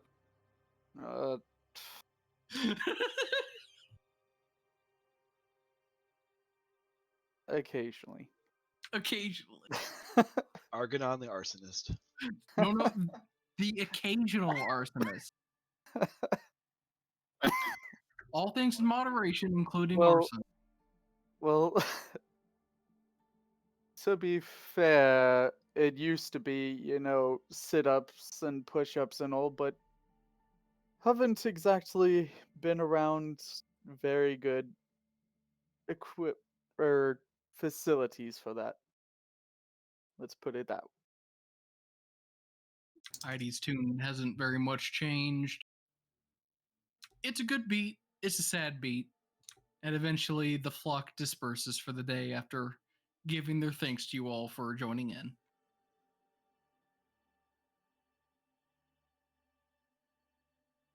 I'm just imagining them singing the sad songs and then they overhear Simple and Clean and they're like, ah, shit, no, no. Alright, I gotta add Simple this and to my sad. Spotify. Okay, well, it's pretty much, we'll say, the beginning of a new week. So if you all go over to the Discord tab, I'll let you guys pick out a downtime activity to do for the week to potentially earn some money. We can't spend a whole week. We gotta go get a boat. Oh, you want to go get a boat instead? She gave us a time limit. She did. She did. A week before she ships. Well, she said she wasn't going to ship them out whenever the boat came in a week, is what she said. Yeah, but we've got a week to go get a boat.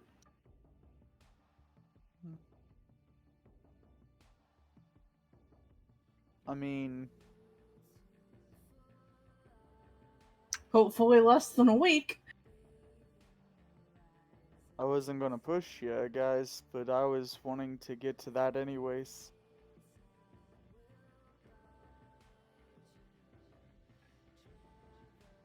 Am I going to have to miss my science fair?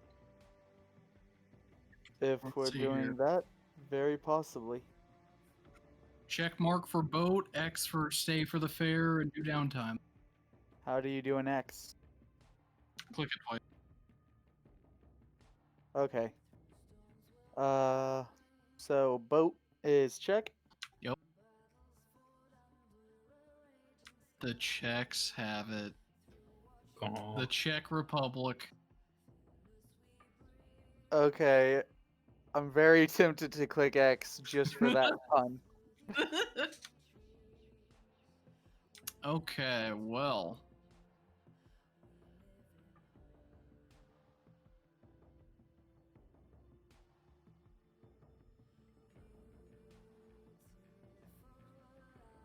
So I will get things ready for the boat. Let's take a The Biden announcement's going on right now. bite announcement. Okay, let's take a 10-minute break.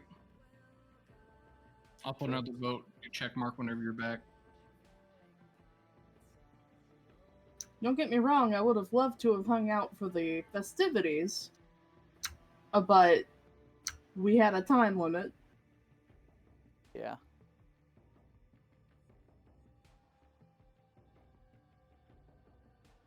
Was that time limit supposed to be there? I mean, I didn't instate a hard, or she didn't state a hard time limit, just that she'd skip the next boat. Oh, so she is not shipping them out? No, she said she would not ship them out on the next boat tomorrow. Okay, so if there's not a time limit, we can do the festivities. I think I misheard. Yeah, I did not hear anything about a time limit myself. All right, I'll get the festive stuff prepared. Still 10-minute break though. Okay. I'm staying here. I ain't got nothing. I'm sure. watching the Kamala Harris is giving a thing right now. Yep. The fact that he won was enough for me.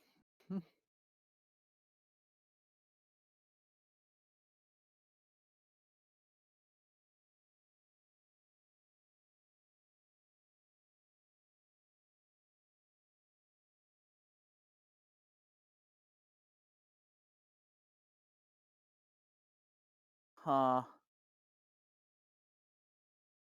That's interesting. One of the possible backstories was that you could have been a priest of Lutheria. Yep. Did not see that originally. I think you were originally a priest of Lutheria, but then you, like, Yeah. dropped out or got disillusioned or something. Dropped out to become like that was one of the suggested warlock backstories was you served as a priest, but then you're like, nah, nah, nah, nah, nah, nah. Instead, I'd rather follow a pact of a dark power in the sea. You know, you're probably better off with the dark power than Lutheria. I mean, chances are the dark power was just who I ended up with anyway, so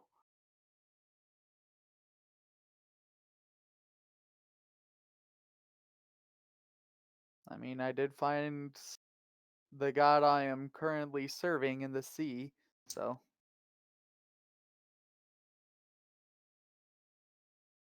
you know, I keep thinking like I don't want to go paladin with the warlock because so many people are like, there's no reason to ever go paladin as a warlock, like story wise, because most people wouldn't turn from you know, There's ma- plenty of ways you could work paladin in with warlock. well, I mean, it's like adding master on top of master on top of master sort of thing. Most people try to avoid that.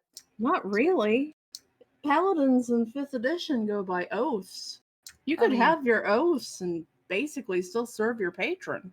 I'm just talking about traditional D&D looks and the complaints that I hear everywhere online is more what I'm talking about. Oh, yeah, well, when you're used to. Yeah. For that matter, paladin used to only ever be able to be lawful good. Yeah. We But are past these restrictions. yeah. But right now I am literally serving a god. Going Pallock would just be an extremely sensible thing to do. I mean, not that I am, but I've Uh, never actually multi-classed. So, yeah. yeah, paladin and warlock synergizes really nicely. Yeah. Only thing is, if I do go Pallock, I'd probably it probably would have been better for me if to have gone Paladin then Warlock. But Probably, yeah.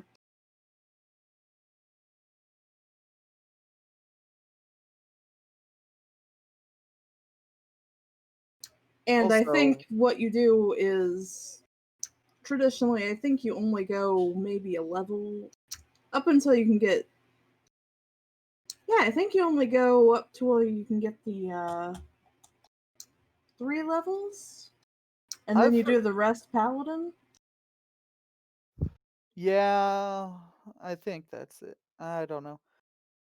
I know usually the min-maxed way, as far as I've heard, is if you're going Blade Lock Paladin, like that style, Yeah, is usually you go 5 levels of Paladin so you get, multi attack with Paladin, and then you go Warlock. That way you don't have to take the Warlock's multi attack thing. right.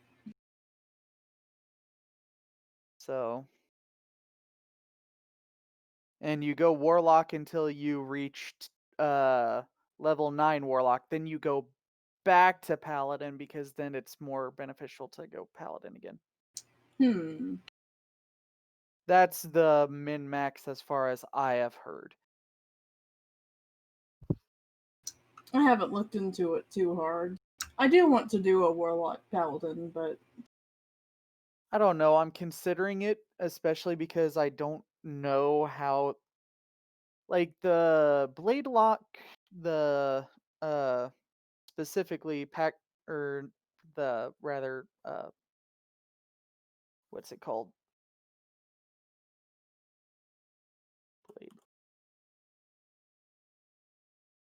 what's it called? The Hexblade, rather.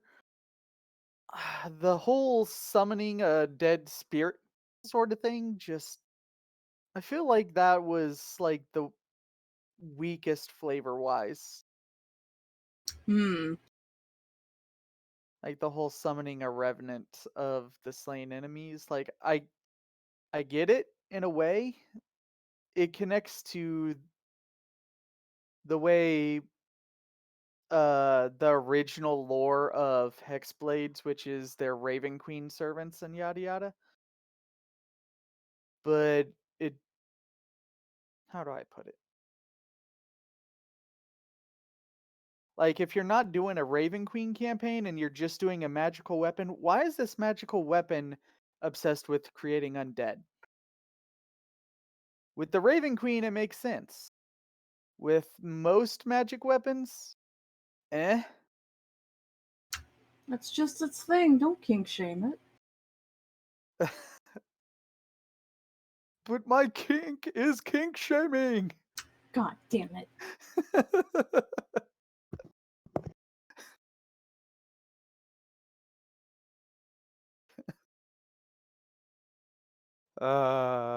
But Oof. Sorry to hear that, Ajax.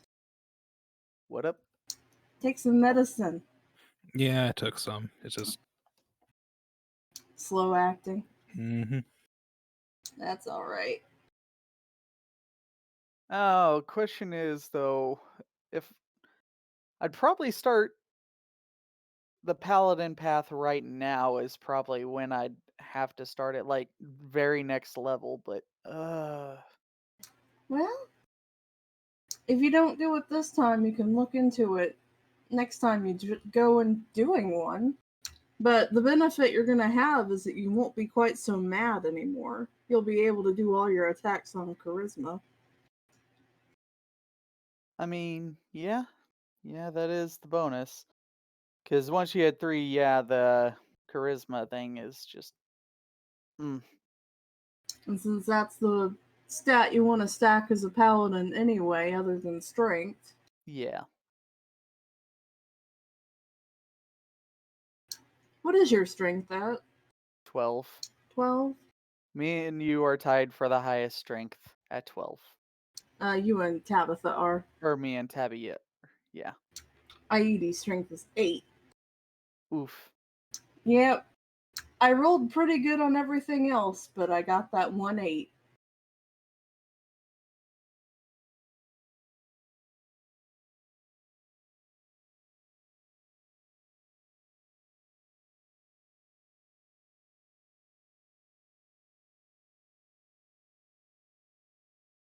I'll be right back. Let's see.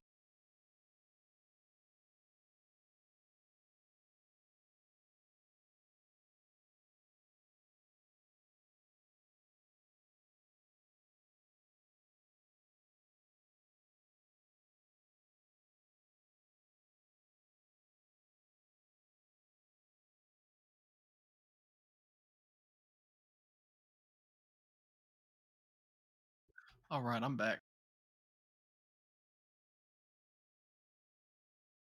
Yeah, I am too. Freaking runway music started kicking. I'm like, oh shit, that's a sick beat. Yep. Oh, okay. So, we're talking about whether I'm potentially going Palok. Because Nice. potentially. Well, I don't know. downtime for this week. You all decided that? Oh, crap. Yeah, I got distracted. Where's the downtime thing? Downtime Oh, yeah, activities, Jim. downtime activities. Frick. Yep. So, do I have to do downtime activities, or am I dedicating it entirely to this thing? You can just relax if you want. I think I'd be working on that specifically. Oh, on the project? Yeah, sure. Yeah. Okay, that's fine. I mean, once, I'd like to work on my, uh, literacy, but I have to ask Aidi about that because she's currently away from the mic, so. Oh, I'm here. Oh, you're back. Okay. Yeah, I came back. Okay. Was hoping to work on the literacy training. So I can teach him and also do my own training, right? Yeah, that's fine. Then yes, I will assist you with training, and then I'm training in religion.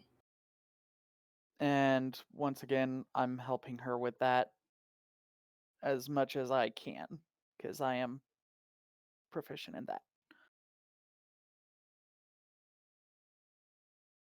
Okay, I need do what's your progress on that you have written down?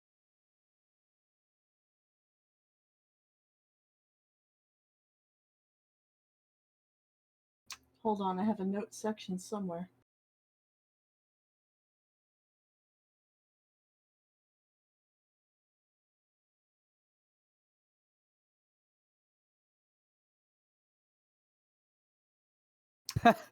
It says I am 6 out of 9 weeks. 6 out of 9 weeks. All right. All right. So deduct 25 gold and add a 7 out of 9.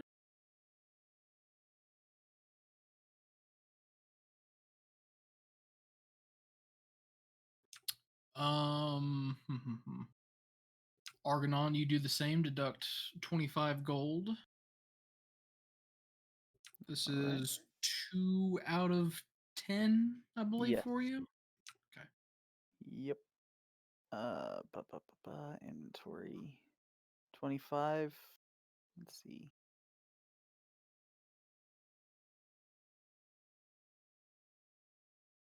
Okay. Ajax, what are you doing?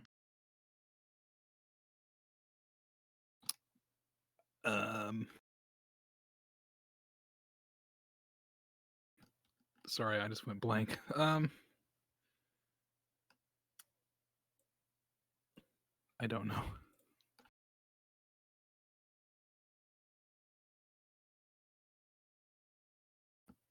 Hello? Hello. Okay. We're getting ready to depart for the boats, aren't we? No. No, we I decided. thought we decided on the boats. We Sorry, I just came back from getting water, so I might have missed something. Aidi realized that she misheard, and she clicked X. So Okay, then are we going to the festival right now? No, this is downtime week. Yeah, okay. Sorry, I missed a bunch because I got up to do stuff. I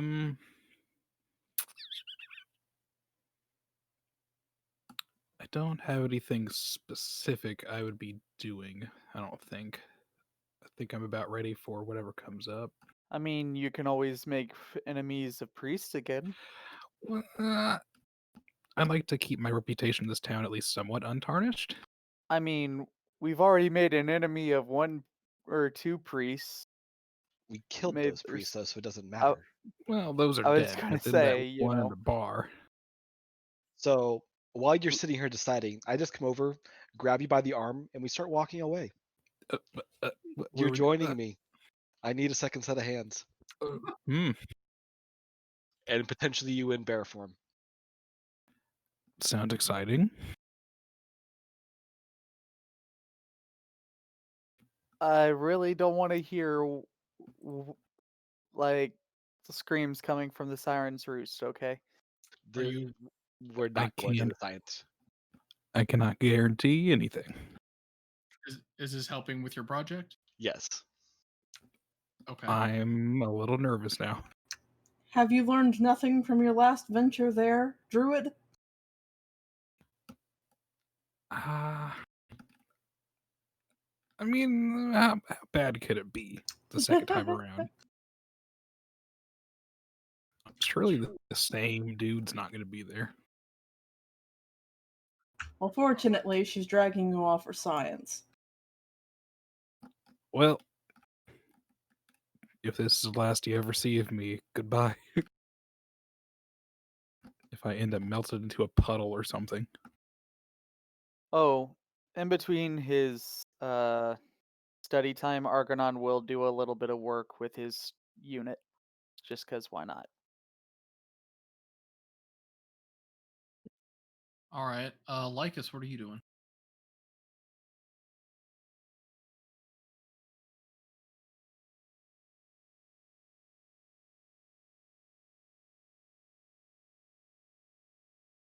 Crime. All right. The secret ingredient is crime. Wait, that's illegal.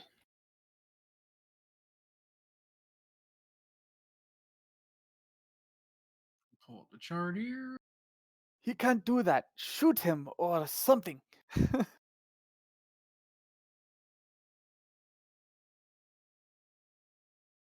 So, what type of heist are you going for? A basic bitch one, a moderate one, a hard one, or an advanced one?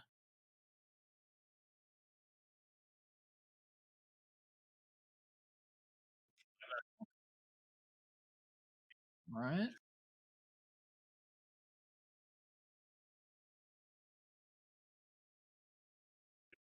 So, deduct 25 gold from your purse for gathering information and targets and whatnot. And let's see, you were going to make 3 checks: a stealth check, a thieves' tools check, and your choice of investigation, perception, or deception.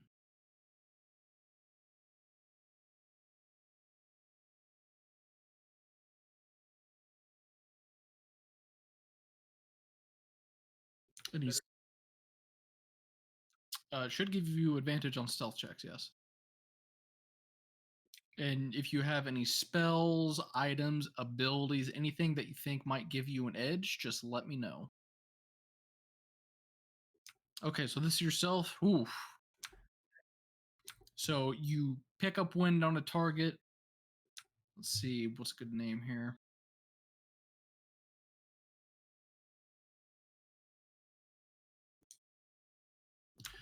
You pick up on a pretty well-known target. He's a,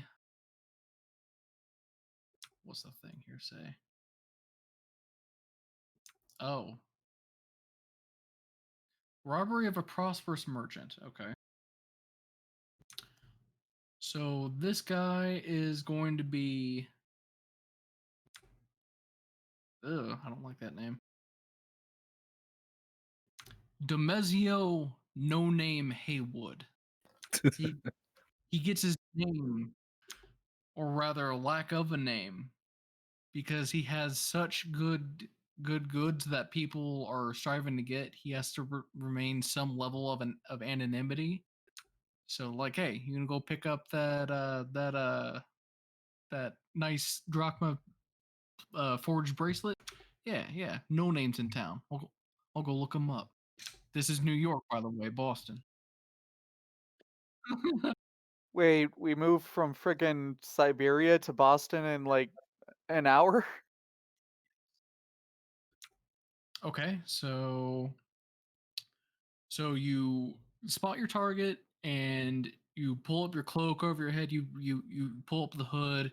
You're like dashing from one hiding place to the next. He doesn't have a clue that you're onto him. All right, so you get to his lockbox in the back of his cart while he's not looking. You stick your thieves' tools in there, get it open just fine. Let's see that last check. You see the goods right in front of you.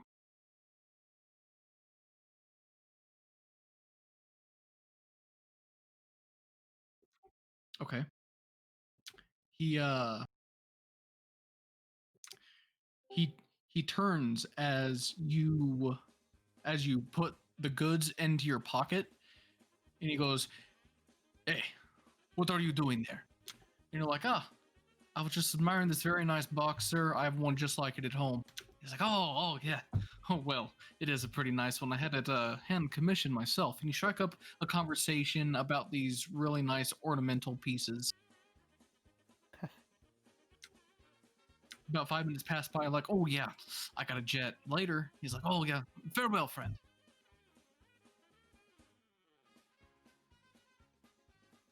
All right, you've got 100 drachma out of that.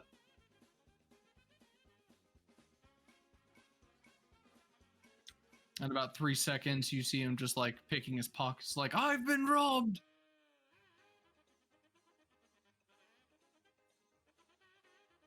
Yep, just like Divinity. After 3 seconds, he'll forget all about it. That is a successful heist, so you made a 75 gold profit. With the Benny Hill music. Okay, well, that does it for downtime. The week of the festival has come.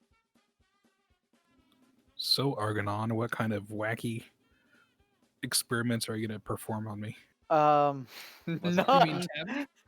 Tabby, sorry. I was looking at, for some reason, I thought it was Argonon and not Tabby. I Dude, forgot who I'm Galley playing. was playing. I'm playing Argonon, not freaking Casmol, okay? Argonon can watch. No, he can't. Argonon is busy learning to read.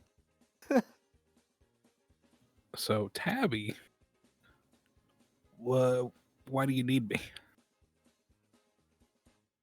So, we're going to create a new style of bottling and brewing for potions and beer. We're going to make the Coca-Cola Company. Oh, Jesus Christ. Am I... am I... Do you need me as the bear for the mascot? Yes, and and I also need you because there's some things that I can't lift. Fair enough. I've become a marketing tool. Okay, So we live in America now, huh? everybody is now carrying a gat. All right, so the opening ceremony takes place at the academy. You have wizards of the city lined up that are specialized in the illusion school, that are throwing up pyrotechnics and illusory colorful explosions. Bands are playing off in the distance. It's a grand time. And you have an opening speech from Queen Valis, not to this music. There's some arcane tricksters in the crowd today.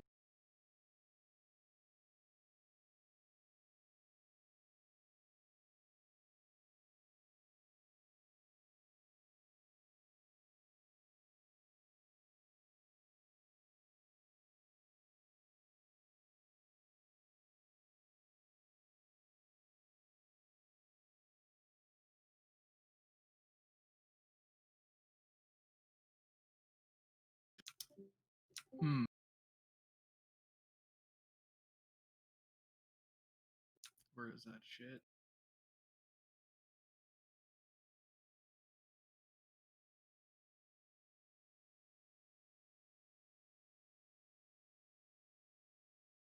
You know what? Someone surprised me with some good festival music. No memes.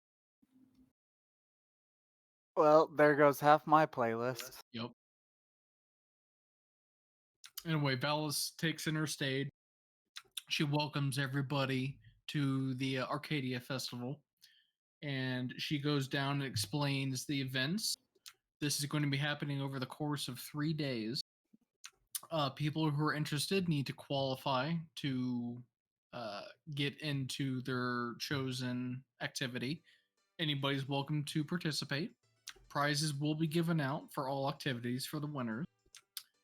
And she'll go over the actual great debate section.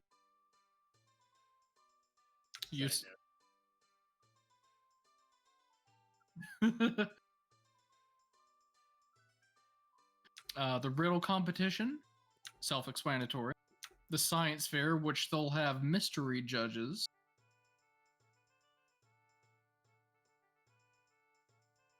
the stage magic competition, a math competition, the games of 20 squares, and she just kind of rolls her eyes in the back of her head.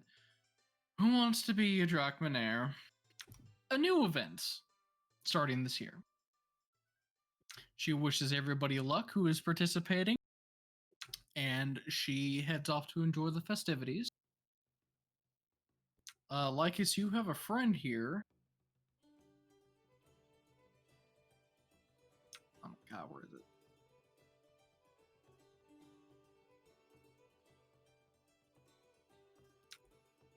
You managed to track her down. Well, Vex is here to cheer you on. Want to see how badly you fuck up?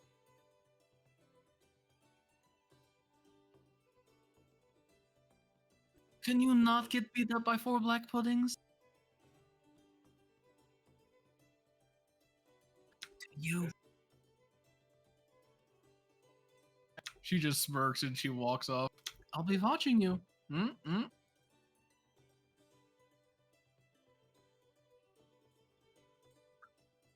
Just adds like an extra sway to her hip as she walks off into the crowd.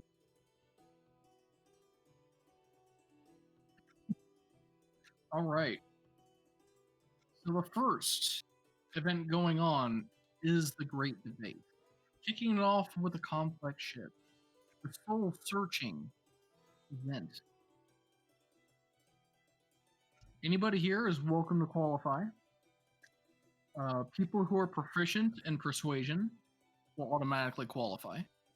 All these are completely optional.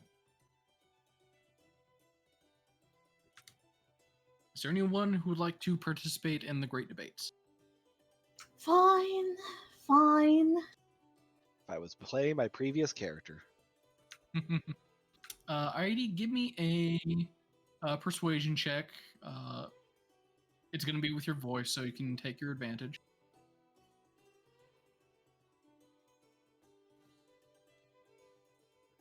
Okay, you pass.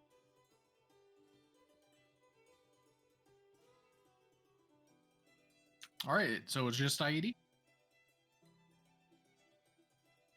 All right, sounds like it. So,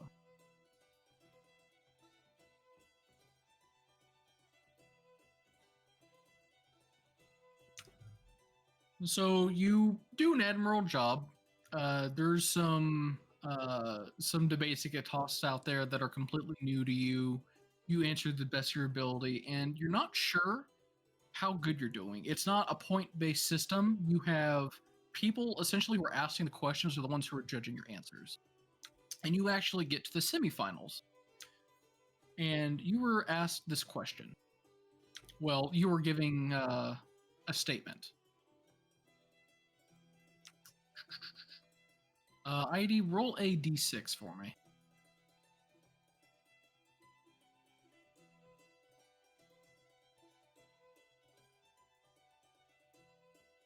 Our other scholarly fellow comes up to you. He's asked you a few questions by this point.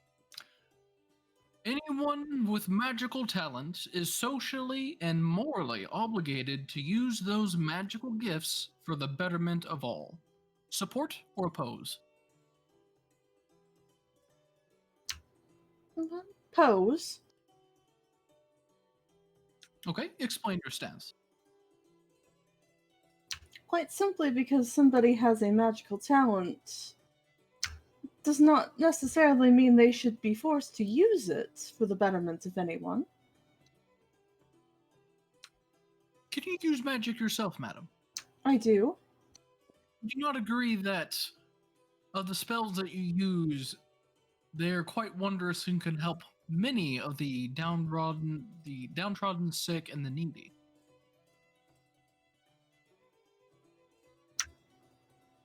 A few of them could, yes.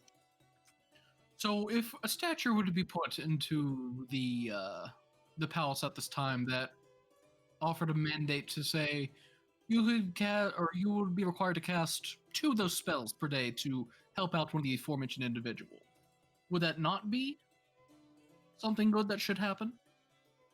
Or do you oppose that?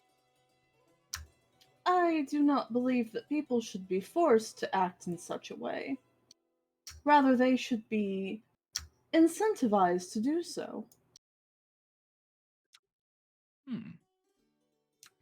He makes notes, and he goes back to his seat. He thanks you for your time.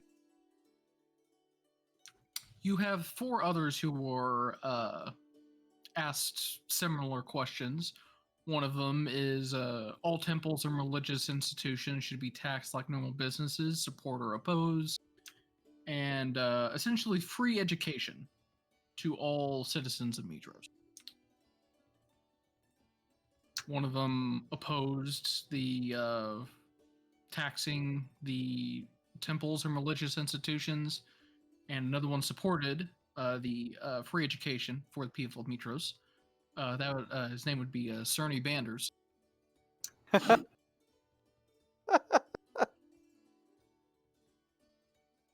Sorry. all the religious institutions. Every single one.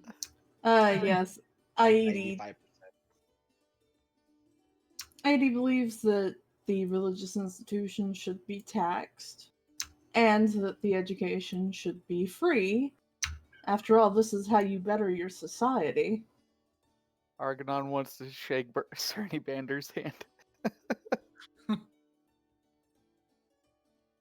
Very good Please, things not you're at doing. this time. I'm not signing autographs yet.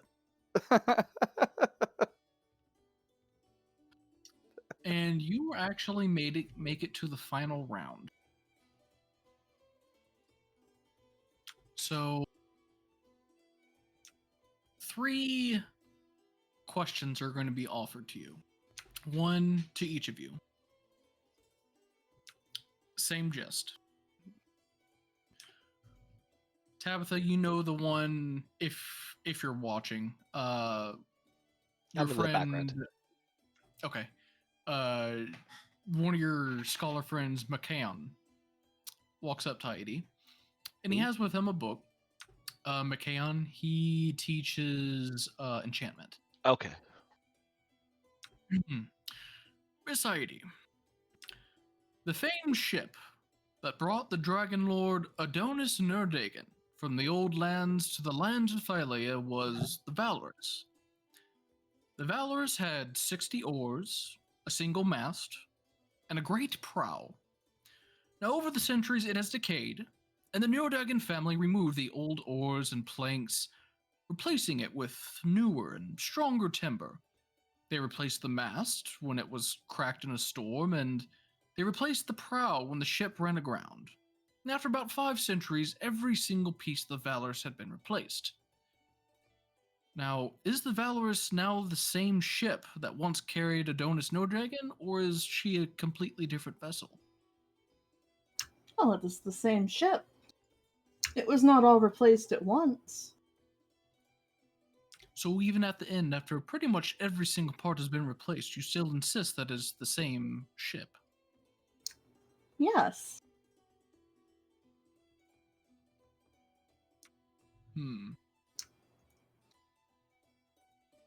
After all, the ship, upgraded, replaced as damaged, and yet not totally scrapped all at once. The ship is the enduring idea of what the ship was at the start. As long as you continue to call it and see it in such a light, it is, in fact, always the same ship. So you believe in through the perception of the minds of the people who bear witness to the boat is what gives it its title, not the physical components. Yes. Very interesting. He'll bow his head and head off.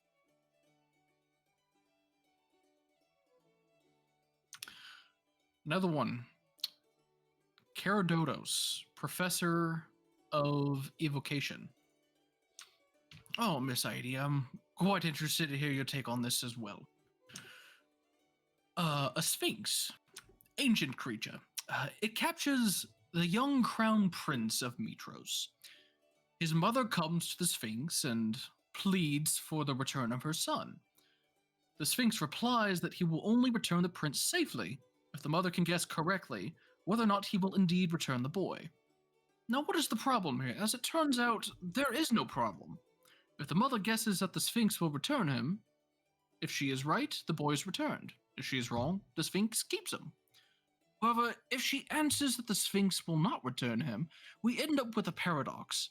If she is right and the Sphinx never intended to return her child, then the Sphinx has to return him, but in doing so, he breaks his word and contradicts the mother's answer. On the other hand, if she is wrong and the Sphinx actually did intend to return the boy, then the Sphinx must keep him, even though that he did not intend to do so, thereby also breaking his word. How do you explain this paradox? I believe that you should kill the Sphinx. He looks around. There's some muttering and and like the crowds there.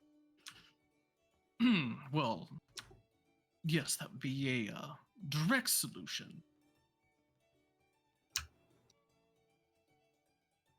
As Is to this- the nature of the, what did you call it? The paradox? Yes. She should just say that the Sphinx will return it. If she is right, it is the most favorable outcome, and if she is wrong, you kill it. How did he get a hold of the prince anyway? It was on guard duty.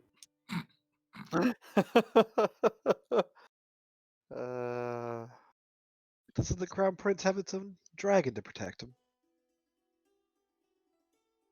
As far as you know, there is no crown prince. Doesn't matter. Yeah, about that. Hi, standing right here. Stop it.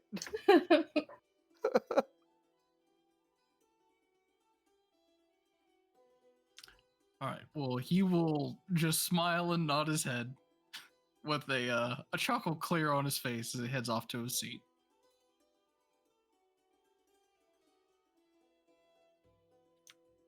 Okay. Last question by Headmaster Atreus. What is the nature of good and evil? Are they metaphysical properties that can be measured or changed? For example, if a man commits murder, his neighbors may call him evil. We may rightly say that he has evil properties, hoping to atone for his act. This man may offer to pay the victim's family drachma pieces to compensate for the loss. Now let us say that the victim's family is satisfied by the payment, and they forgive him, saying that he is no longer evil. The man had evil properties before he made the payment, but now he does not. If properties of objects cannot be created or destroyed but merely transferred, where do the evil properties go? Are the coins now evil? Is the family evil?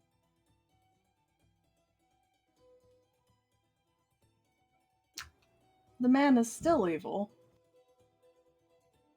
So it did not transfer to the coins or the family. No, it does not transfer. He may be forgiven his evil act. He may even atone for it one day. However,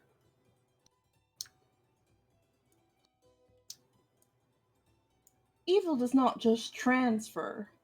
It can be transformed eventually. I believe that someone who was evil may become good.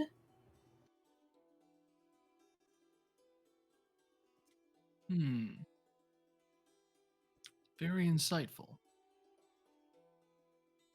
He heads off to his seat at the time. They need about 10 minutes to go over the rulings. You are free to move about your table and speak to your friends while they deliver the judgments there. And do some quick dice here.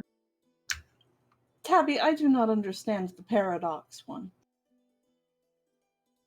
I don't either. That should not have been a question for the debate. That should have been a question for the other event. I can't remember the name of right now.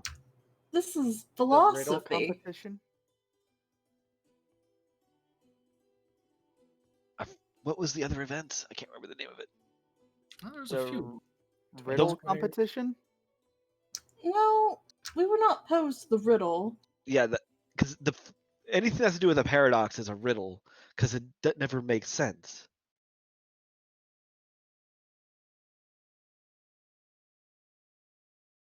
I think we were to debate the nature of the paradox, but it hurt my head. I dislike that one.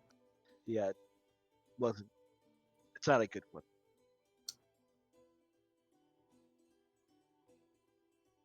They come back. They deliver a third prize. The second prize to Cerny Banders. Oh, I lost another race. Oh, nothing new there. Oof. Oof. Too close to home. Heavy oof. In first place winner, Miss Chosen One, Aidi. There's a sound of polite applause, nothing rambunctious like those frivolous and obnoxious great games out there. And the headmaster invites you to come up to him. She does so. It's been a fresh look into the insight of someone that has been lost to time, and yet you still are so wise. Naturally, you don't know everything, as none of us here do, but we very much appreciate all the answers that you entertained to us today. And he hands you a book. She takes the book. So I did not make an item for this, but this is he explains to you. This is a tome of accelerated learning. 48 hours of reading over 6 days teaches you 2 new languages and 2 new skills. Oh, yeah. Okay. Wouldn't use it on something you're already mostly trained in. Oh, no. I'm gonna learn to be more persuasive. I just won a persuasion contest. Let me use the prize to become more persuasive. Yes. I want that. Lady hugs the book. I just stare at it and drool. On to the science fair. You were giving a half hour of prep time to get your exhibit set up. Now, was anyone else besides Tabby going to be entering the science fair? Like, have a surprise project ready for me? Aidi does not science. Unless you want me to submit my left key. Argonon could not be more bored.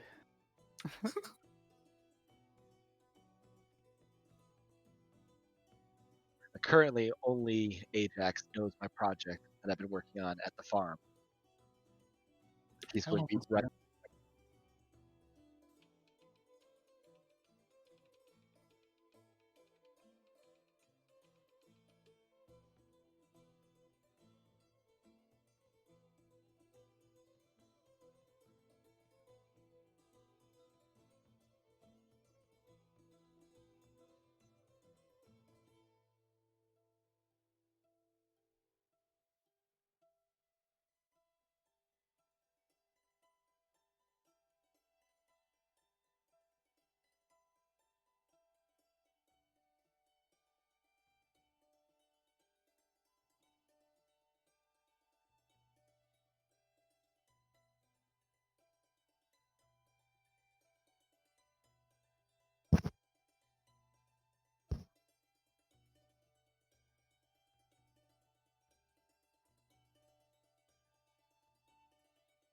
Okay, sorry about that. So, Tabitha, you have a fierce lineup ahead of you. You've come to discover that the 2 mystery judges are, in fact, Pythor himself. He does not look particularly impressed with a lot of things unless they flash and make lots of loud noises. Mine will make a lot of noise, but it's not really going to flash. He's going to like the outcome, so I'm not worried about him. The other judge is Vulcan, who seems to take great interest in all subjects equally. It as well. The first entry is a guy who just has this big decorative tile on a table. And Pythor just kind of looks at it. Is this like a painting or something? Oh no, see, the world as we know it, Lord Pythor, Lord Vulcan, the world is flat. Now this is why they believed, and we have proved it. We have sent several Stemfey to the end of the seas, and none have ever returned. And he gestures to a large map of Thylea on the tile. And Vulcan's just looking like, so your experiment was sending off mechanical birds to the ocean and they never came back. Yes. So if I roll above a 70, I'm just laughing. 45. Okay.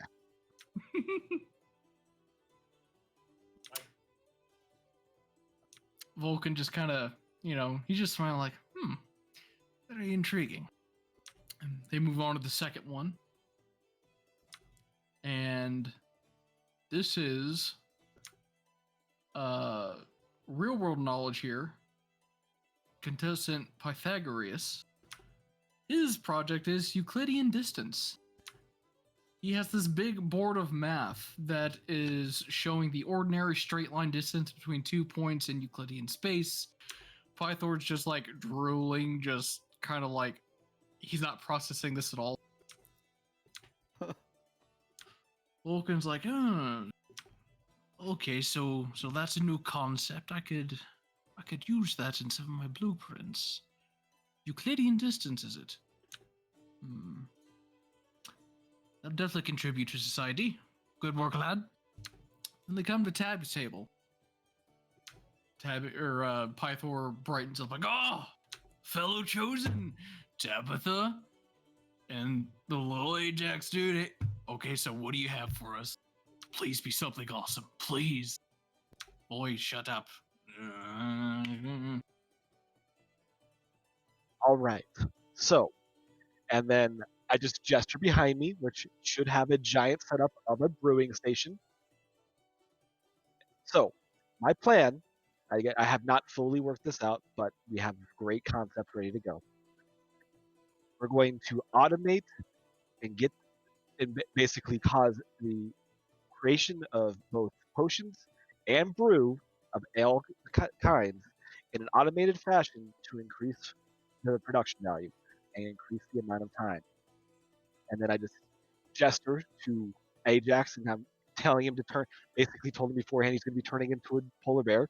And I'm starting up a company now with our mascot here to start up and sell potions and brew to the world at a cheaper rate with more quantity than was ever seen before. So give me an intelligence check just so you can like deliver your point clearly and concisely across to them. Please roll a 1. If I need to, I will use inspiration. Please Okay. roll double ones. I have no idea what I rolled though, so. So both of them seem interested, and he's like, okay, you had me at brew. Potions are cool too, but brew is good. Vulcan's like, okay, I wasn't expecting this. Go on. That was my entire speech. I have nothing else really to say. Okay. My character would know more. I don't. Do you have like any props that you can show what exactly you're talking about? Basically, I would be showing my production line of a miniaturized version of production line showing what's going to be happening. Basically, having every single section of the brewing process going through, like how it's going to do it, mostly automated, so it requires less people to produce a higher quantity. Basically, invention of the assembly line in ancient times.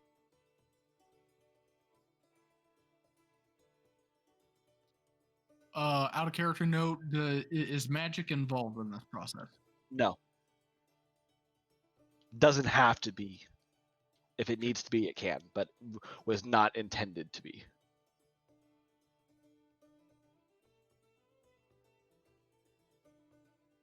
Looking through stuff here.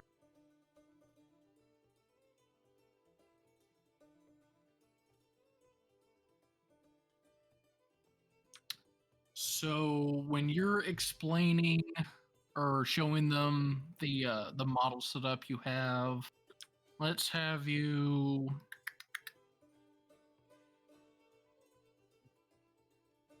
I'm trying to start the Industrial Revolution, okay? Yeah.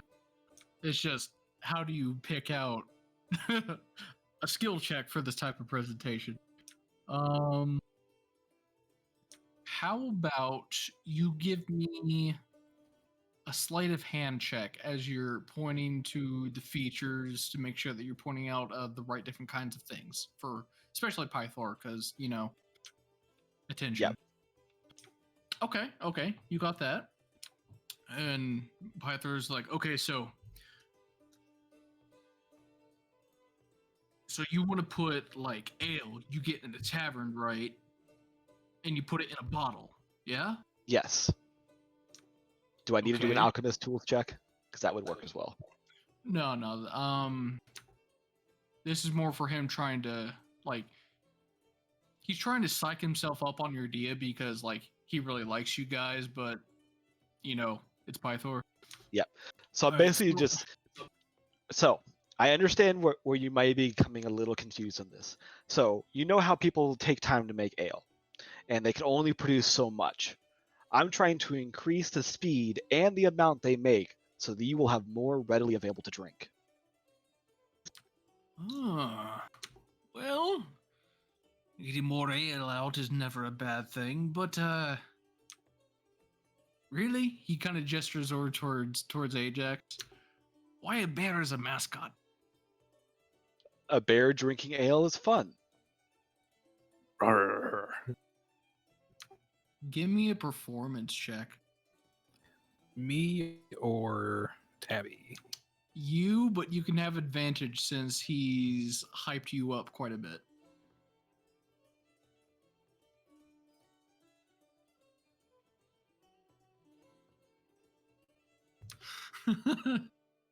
He was mostly here to assist, but the idea of a bear's mascot came as a great idea in the middle of my 40 hours of work. Okay? So they're both looking at you kind of skeptically, and you reach over with your bear paw and you manage to grasp one of these things, and just like in the fucking movie theater, you crack open the bottle and you take a drink. You just give this really big goofy grin. And Pythor's like, "Oh my god, I gotta buy one now. That was so cute." Volga just looks at you and he's like, "Well, you definitely got a crowd to appeal to." He just gives his son a really look. Well, that was the last entry. We'll be back momentarily once we go over all the entries. Dad, do we even need to decide? Yes, there are more other entries. And they head off down the hallway for a bit.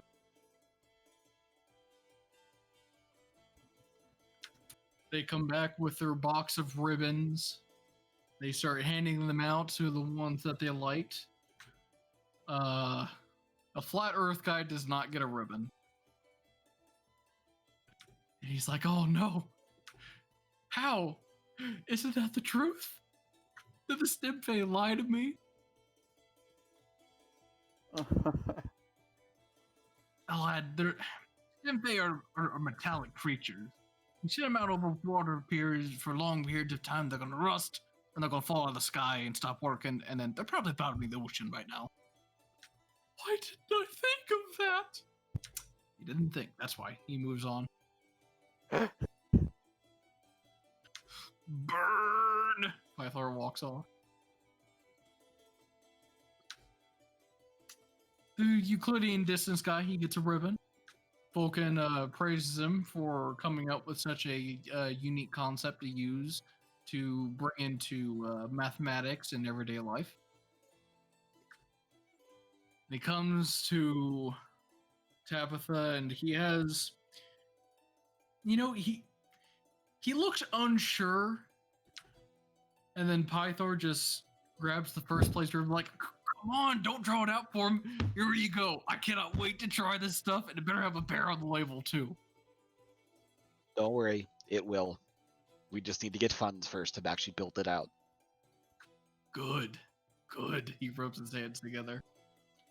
If you want to be a sponsor, you get some. Yeah,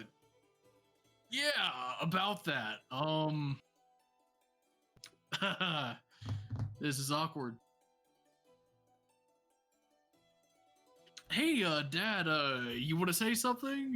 Anything? No, not really. God damn it, Dad. Aside from my son, congratulations on winning first place, Miss Tabitha. Now, I had a prize set out. I brought a sample with me at each time, but I think I know what you're gonna want. You're a pretty handy alchemist, aren't you? Yes. Well, I happen to have a set of masterwork tools of any kind I built on the side here. I take it you want the alchemy set.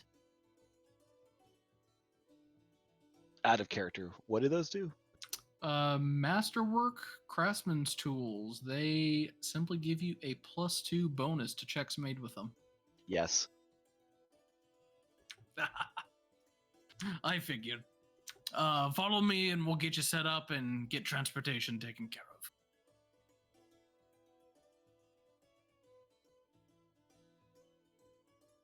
Okay, by your alchemist tools tech in the miss box, just hit 2, and you can modify the item name in your bag.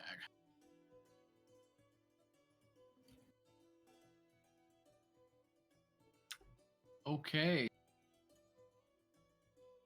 It's 8:30. It's usually stopping time. Do you guys want to finish up the Arcadia Festival or stop here for the night? I'm fine with finishing it up. Yeah, I'm cool Yeah. with finishing. Okay. Okay. Riddle competition? Is anybody interested in those? I'll take on the riddle competition with my 18 wisdom. Okay. Anyone else? Just Ajax? I think just All right.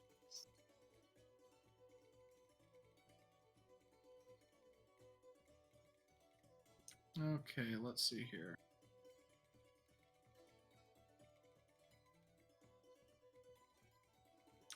So you get 5 people lined up in a row.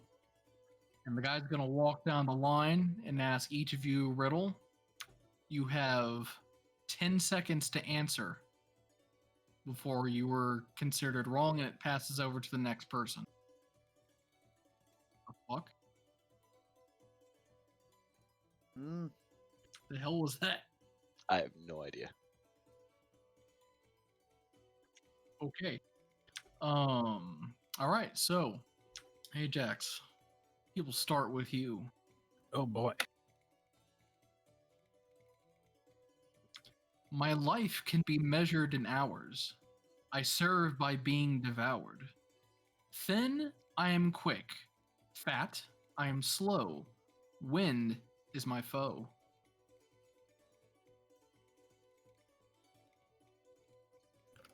A candle? He's correct, folks. Ajax the Chosen off to a strong start. There's a little bit more wild applause here because riddles are just something to get, pumped up about, Did you say wind is my foe or win? Wind. W. Okay. Okay. 2 of the people in line get disqualified. Down to 3. Goes back to Ajax.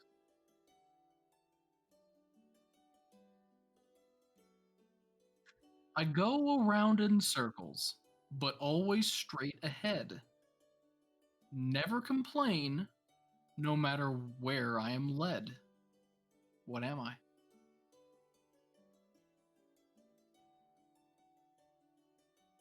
A clock? Ooh, I'm sorry. Ah, Have to pass off to the next person here. Can they get it? No. The third guy, can he get it? Ooh, he confidently answers a wheel, and he gets it right. damn, that was my second guess.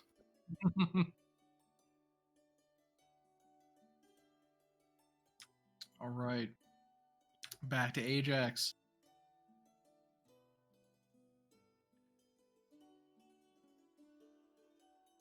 At night they come without being fetched. By day they are lost without being stolen. What are they? Stars. Ding, ding, ding, ding. Another correct one for Mr. Ajax of the Chosen. Everyone's getting pumped. Second guy is disqualified. Your rival there at the bottom, he gets his correct. You all are tied. The first one to 3 points is the winner. Ajax, you could win this with this next question. Are you ready? Ready as I'll ever be. Whoever makes it tells it not. Whoever takes it knows it not. Whoever knows it wants it not. What is it? That would be a coffin. I'm sorry, that was not the correct answer. Damn. Let's see here. Can he get it? Oh, wow, he misses it as well. I'm sorry, both of you. The answer was counterfeit money. Okay, we're still going strong here. Let's see.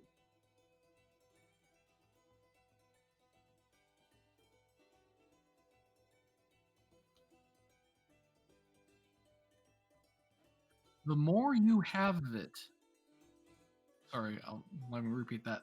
The more you have of it, the less you see. What is it?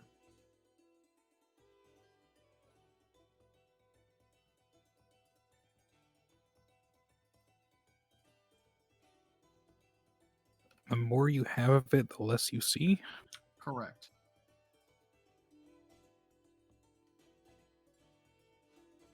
Ten seconds. Final answer. Cataracts. I'm sorry, that's not the right answer. Let's see if your rival here can take the crown for you. Might not be the right answer, but it's correct. I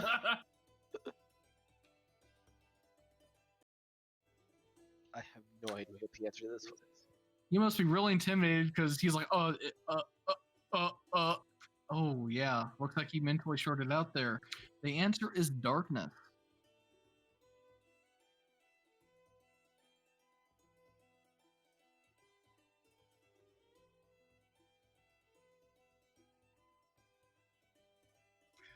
All right, Ajax. I'm gonna rip this one from a movie with you for you. I'm pretty sure you've seen this movie out of character. If you don't get this, I'm gonna be mad.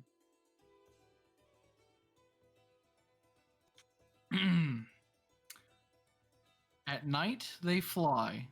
You better run. These winging things are not much fun.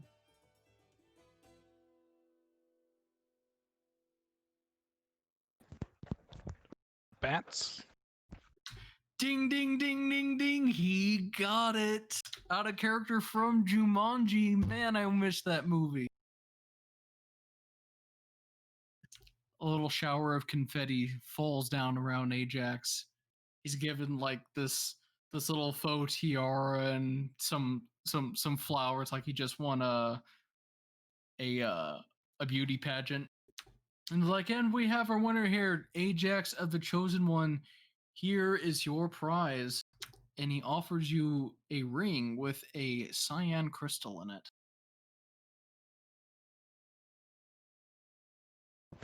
Oh, fancy. What does it do? Once per day, you can cast invisibility on yourself by slipping the ring onto your finger. Oh, snap. It's the One Ring.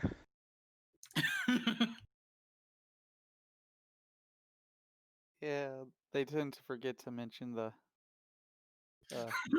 I love that gif. He's like, I don't know why I'm here, man.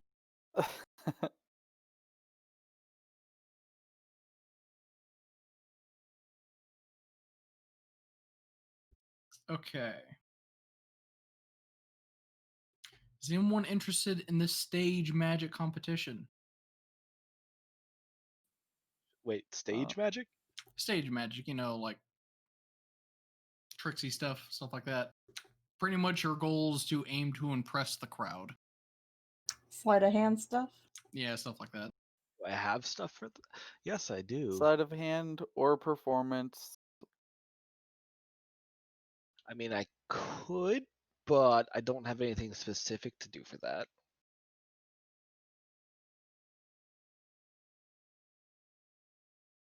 I mean, You have cantrips you'd use?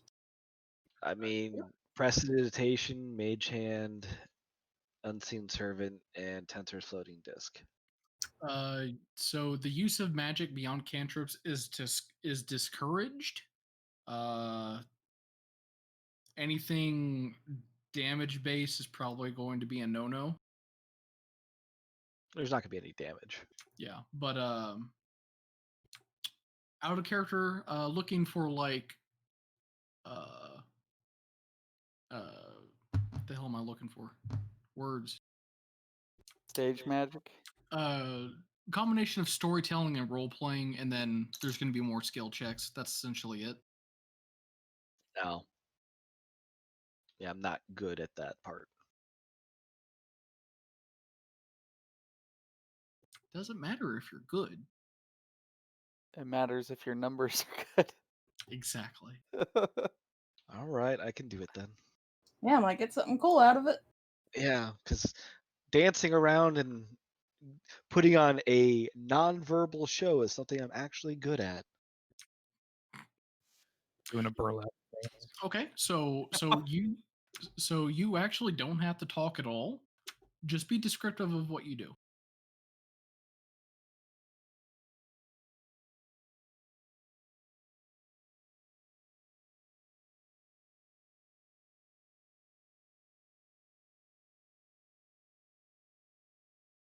One second, it's easier for me to show what I'm going to be basically putting on.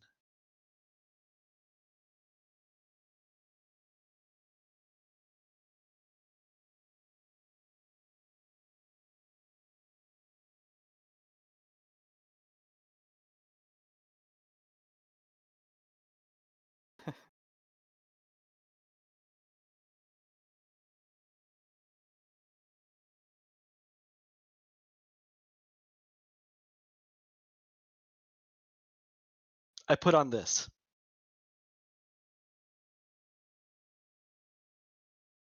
Use a combination of Prestidigitation, Mage Hand, and an Unseen Servant, along with a couple additional people I bring from the theater to join in for this.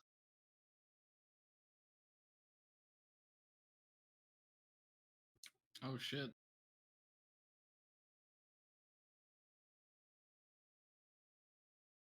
Damn. Okay, I can't watch all that. All right, so I know what you're going for. So what cantrip are you gonna use first? Basic. So, cantrip. Or what Basically, item or whatever? because it's basically going to be a combination of using lights and then basically the Tensor's Floating Disc is just going to float people around in what's like a silhouette so they're not really seen, but it's just them dancing around through the sky. Use Okay, a combination of the Tensor's Floating Disc and Unseen Servant. All right, let's see.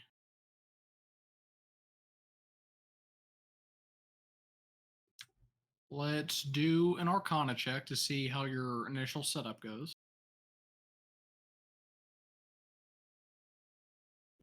Okay, okay. Got the stage set, got the Tensor's Floating Disc out.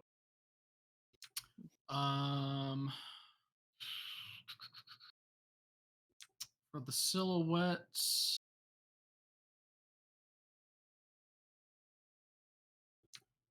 let's do sleight of hand so you can get the right angles whenever you aim your spells to give that there. Okay. And let's do prestidigitation. You can do a performance with your intelligence stat for this.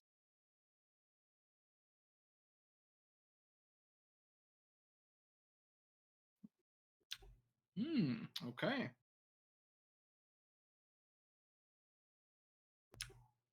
So we'll have two other people here that go for that.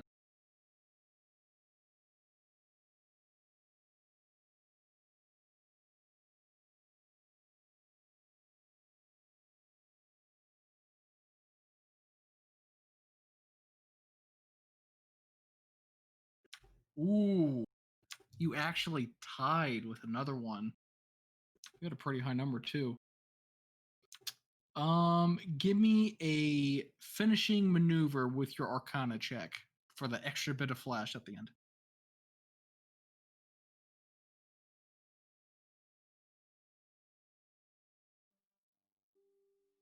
Okay. Might want to use your inspiration for that one.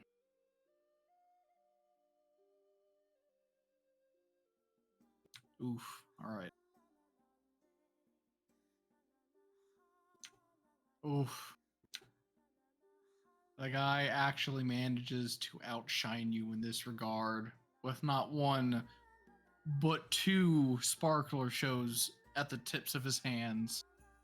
Unfortunately, first place is not delivered to you. I call for a recount. False Stop news. the vote. I demand Yeah, Cairo jump in and be the actual judge. Kyra's not actually there. But you both tied with a 46, which was insane. And then the final was a 15 versus his 20. He is given a neat little wand that is the Wand of Pyrotechnics. Common magic item. It's essentially a sparkler. Yeah.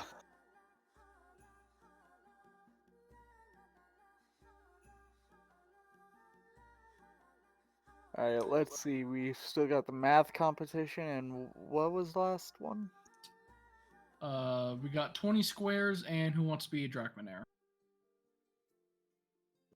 So we can do mathletes here. This is the most intelligence heavy mini game here. Yes. We have one contestant. Any others? I mean, the rest of our group kind of isn't.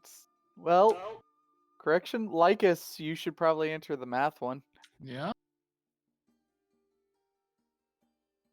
It's good for math.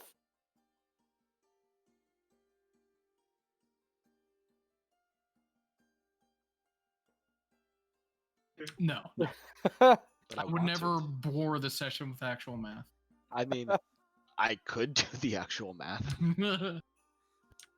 Okay. So, essentially, these are just going to be int checks.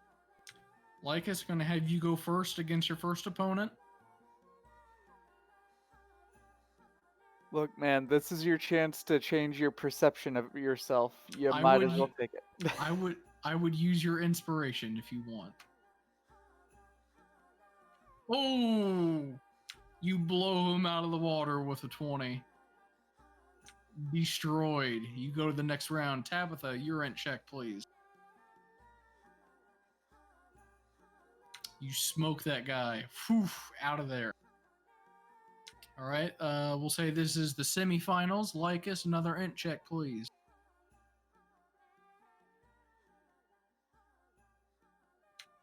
You are the winner once again. You move to the finals. Tabitha.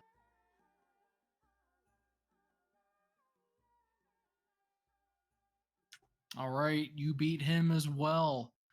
It is now Lycus versus Tabitha. Let's do ours in the open. Yep, that's fine. I'm just waiting for the he's using performance enhancing drugs. That's fine. Sadness. He's actually able to keep up with your math, but he falters at the last second. You're able to finish off your equations before him.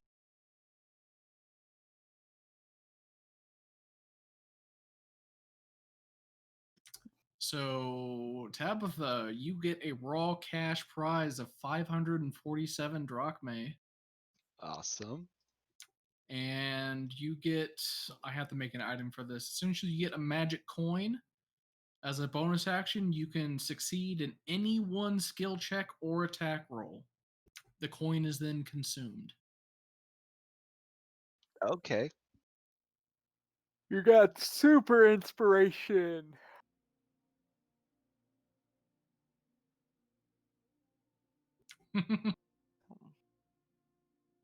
All right, game of 20 squares. So the question is, what if his actual skill he's trying to do involves throwing away the coin?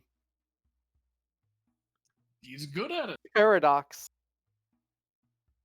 I still win because That I'm is getting rid of. enough of paradox. I hate them.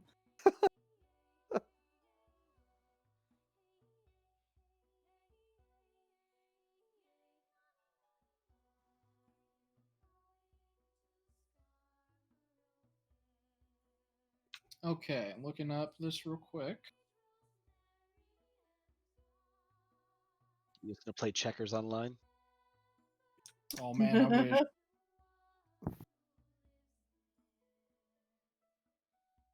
All right, so game of 20 squares uses pretty much a wide variety of skill checks, so anyone has a good chance to win this.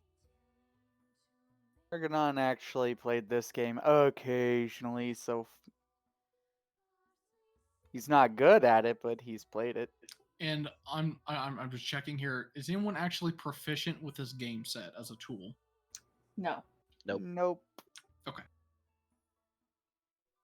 I Yep, probably I played see. it before, but I don't know if I would not be proficient. Heidi sees everyone's going to play and then she wants to play.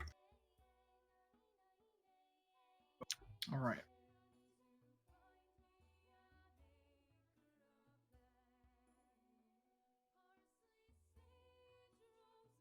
I'm not actually certain if I know what I'm doing. You all are going to face an NPC for an opponent for the first round. Okay. They're going to be exactly the same. It's nothing but skill checks. I'll just go across my screen here. Lycus, we're going to start with you.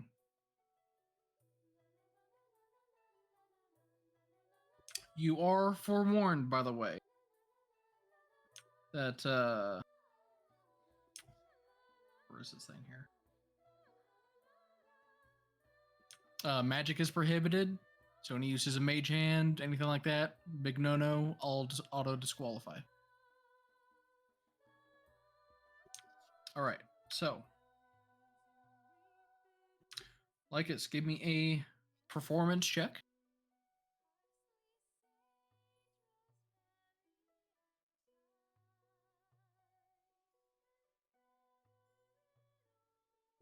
All right, give me a insight check.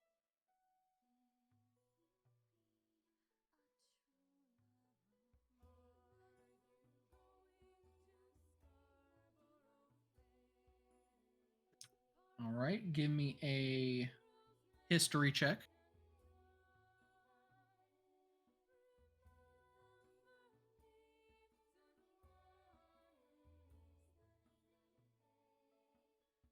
Deception check.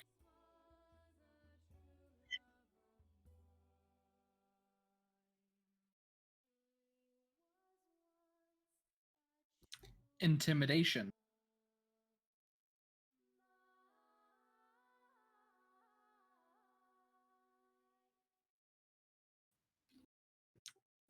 Okay. And persuasion.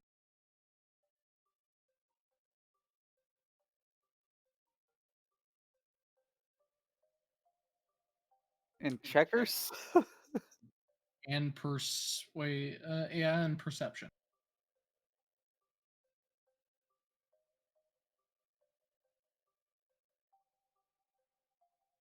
Perception.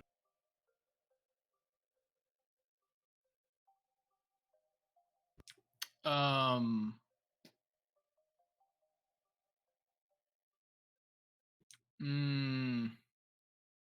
It's probably gonna have to be site based.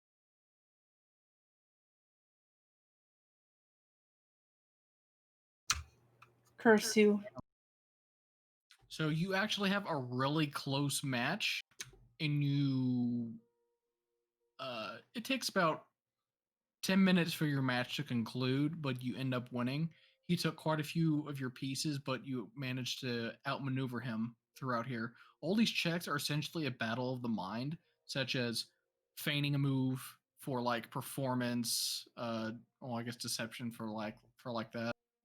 I can't really come up with like 14 variations of the game and how it goes. I can no, I don't know. Let's try it for next time. But Lycus, you win. Argonon, you're up. Sure. Performance. This is the get a feel for your opponent round. Okay. Performance. Okay. Insight.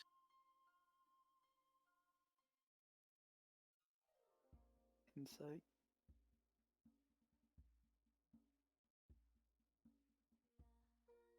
History.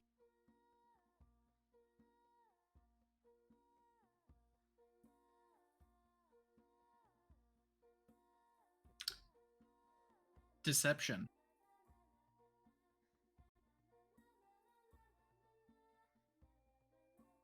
Intimidation.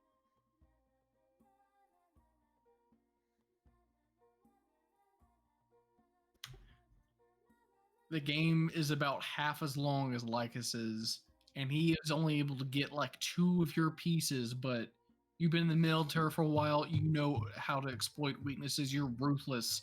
You go offensive, and you end up beating him in like half the time Lycus took. Woo! Damn. Ajax, you up? Yeah, I'm here. All right. Were you going to enter this tournament? Is this the Who Wants to Be a Drock Millionaire? This is the checkers that uses lots of skill checks. No, I was gonna do the Who Wants to Be a Millionaire. Okay. But not the checkers. Right. Tabitha, you playing? Yep. All right. Let's see that performance. Ouch. Insight.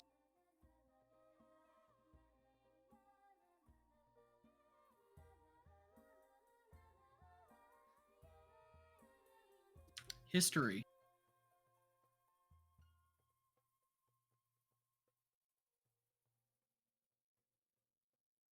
Deception. Oops.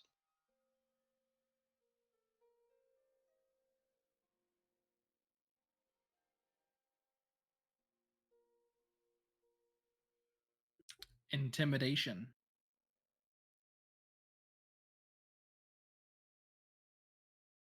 If these weren't charisma based, it'd be so much better. Persuasion.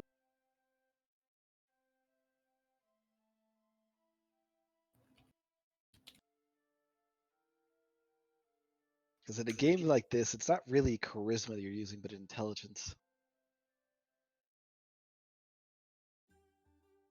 I was expecting more int checks, yeah. But then again, a game like checkers or chess is a game of battle of wits or internal conflicts, so to say. Reading your opponent and whatnot. Well, when I play checkers, I don't even talk or even look at the opponent. I just look at the board. Yeah. But unfortunately, he does end up defeating you in this match, Tabitha. Figured.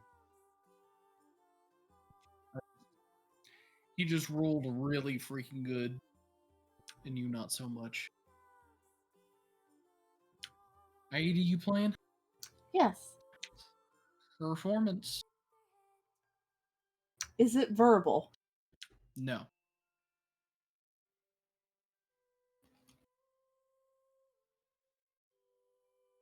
This is putting off a feeling of confidence. Insight.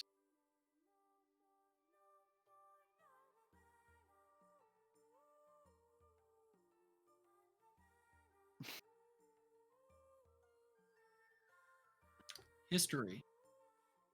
History? Know the knowledge of battles.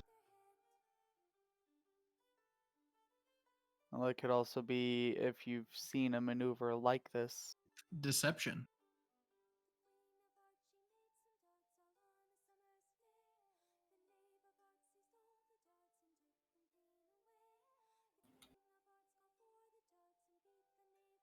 Intimidation.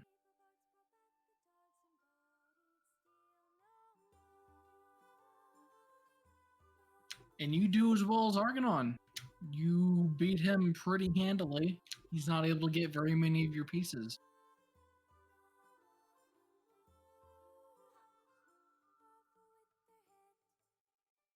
Well, this wasn't too bad. All right, Lycus and Argonon, you're going to be facing each other in this semifinal. Can we do open rolls then? Sure. First check, performance.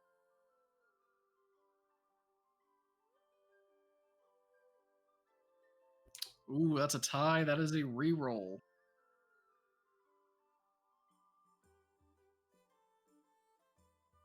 Oof. All right, insight.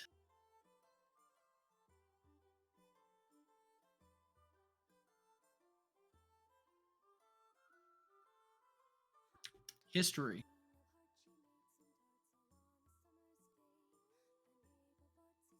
I want to use my inspiration. Sure. Oof. Oof. Fuck.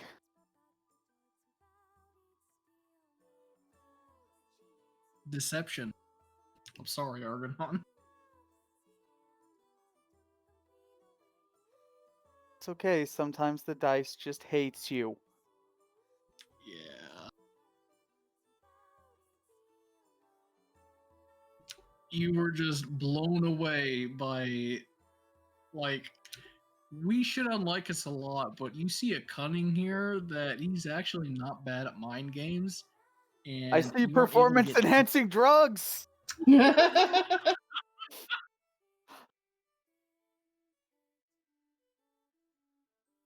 And glasses. This is fair. All right, IAD. Time for your semifinal.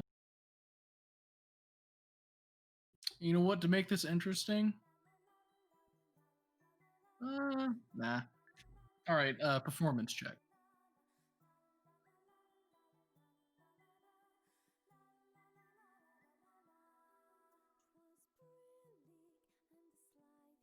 Insight.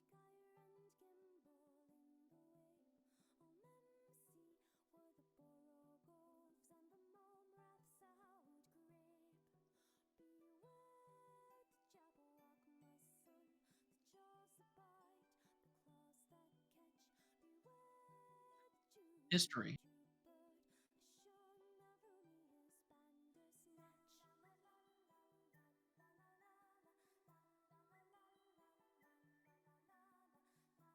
Deception.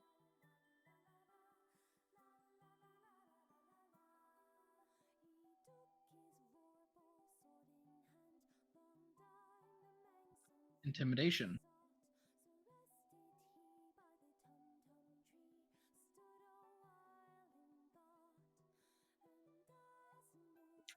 Persuasion.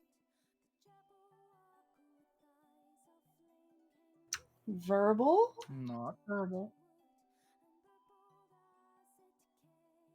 Unless you want to lull your opponent into sleep. Aidi emerges the victor of this round. Just use enthralling voice. I mean, you could probably hum your way through a match and no one would really know the wiser. All right, final match: Lycus versus Aidi. Oh shit. Why? Haven't played much of this game. It's interesting. All right, taking your seats out in the open. Performance check.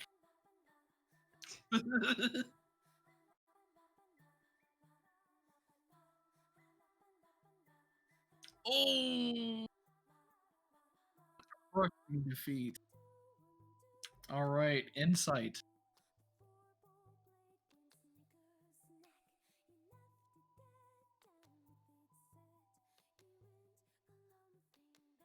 Doesn't feel good, does it?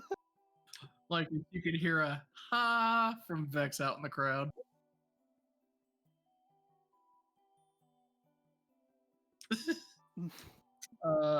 History.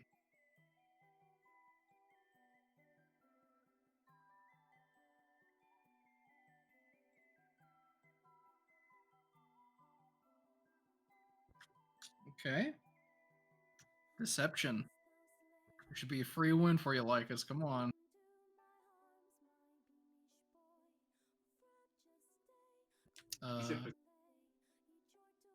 This is deception. Oh, deception? Sorry, I Yeah. thought you said perception. Yeah, go ahead and reroll. Yeah. All right, you guys are neck and neck, same amount of pieces on the board. Intimidation.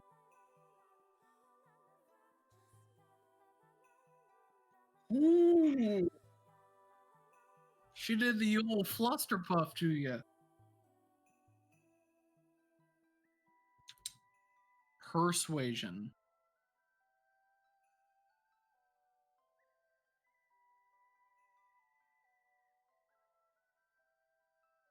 I'll inspiration it. Okay.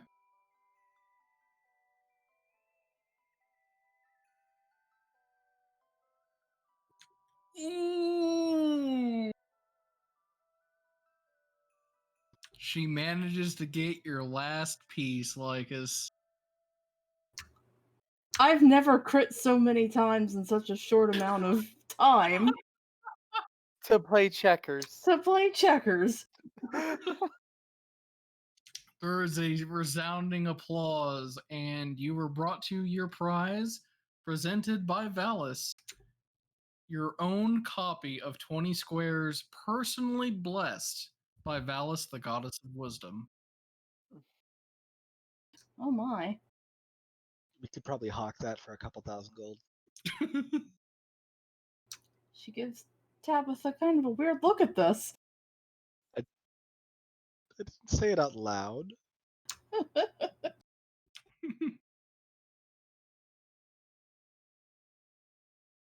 That was a lot of fun. I should start playing this more.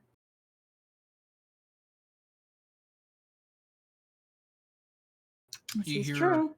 You hear a thaumaturgy spell going off. Attention! Who wants to be a Drachmaneer will start in 1 hour. Contestants, please make your way to the main building if you wish to enter. We do this as a team. Teams of 3. Who's on my team? I'll be on your team. You probably want the smart one. I think that's you.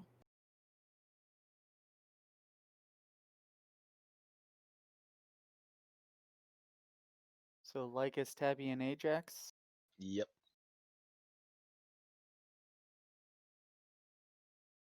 1 second. We're missing a Argonon. member. Argonon will come up. Hey, Kyra. Do you qualify for this? You haven't seen Kyra all day. Oh, She's probably the host. mother.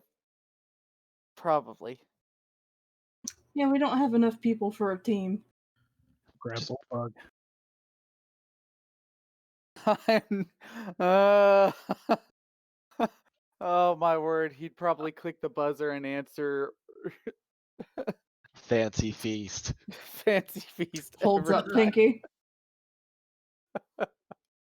I mean, you could probably grab someone from the crowd.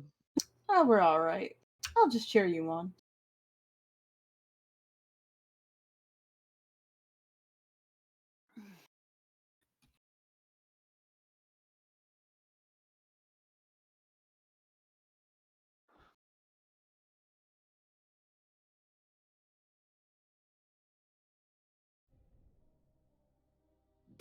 Oh, come on.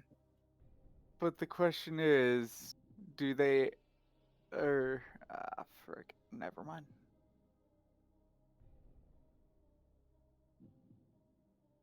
And there it is.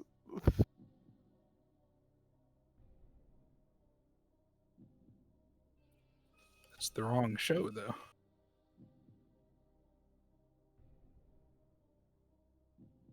Who wants to be a millionaire?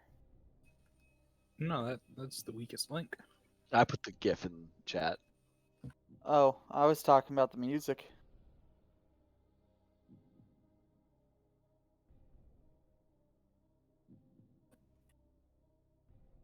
Okay, sorry. Had a bit of setup.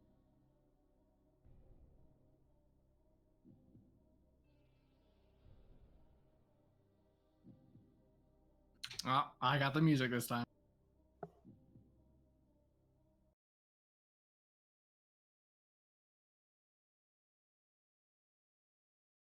But So, team is. Sorry, one more time? Tabby, Lycus, Ajax. Okay. So, you guys are led into a darkened arena, and a flashy golden light appears. A very well dressed Kyra, the mystery host.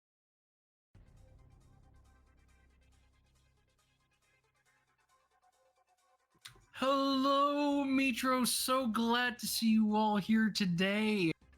We have our teams here ready to get down and dirty with the knowledge of the land of Thylea.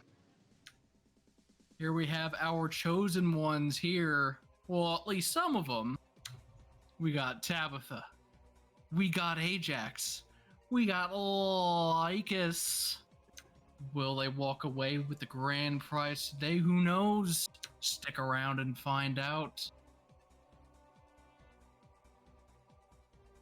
She gets her little note cards together. So, how this is going to work. All of you were equipped with the bracelet before you came in here. It will flash if any magic at all is used. Magic is a big no-no. You're going to ask a series of questions. Answer 20 questions, you get the grand prize. Sorry, make that 10 questions. My bad. You have 3 lifelines. First one is sending a friend. You can use the preordained stones of sending on your table to ask anyone for the answer. You can ask the audience. We ask the audience, and we have a magic poll here, and they will give you the answer that they think is correct. Or you can dial it in. One of you guys, out of character, can use an ability score or skill check to narrow it down. Your mic cutting out.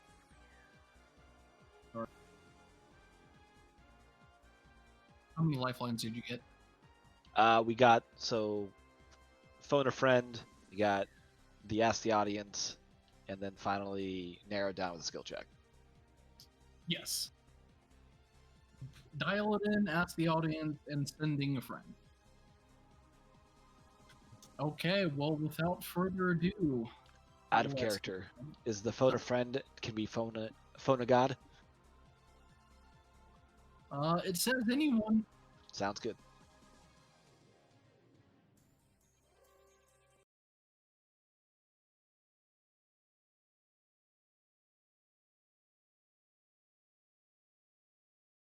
And I'm assuming we get to communicate with ourselves Yeah. before we enter? Okay.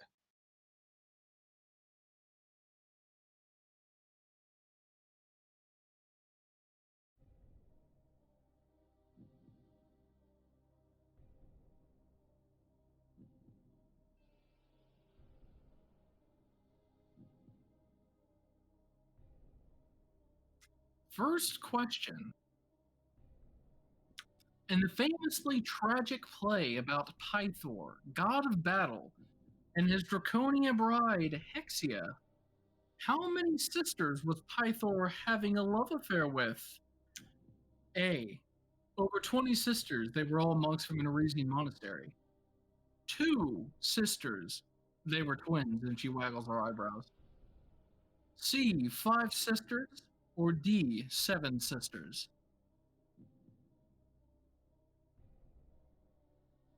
I believe it was 7. Lycus Ajax.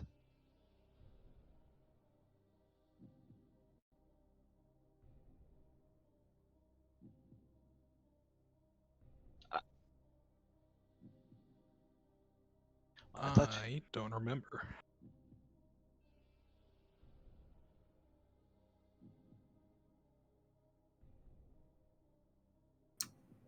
I bouncing on the seat.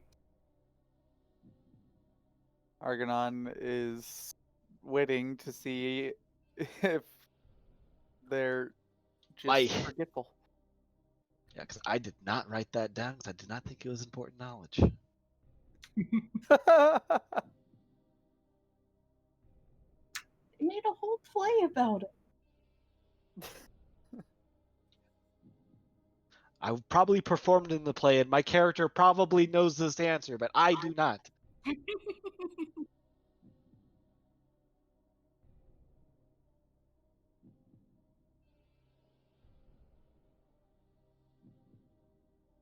I really don't think it's 2, because she specifically said a large number, larger than 2.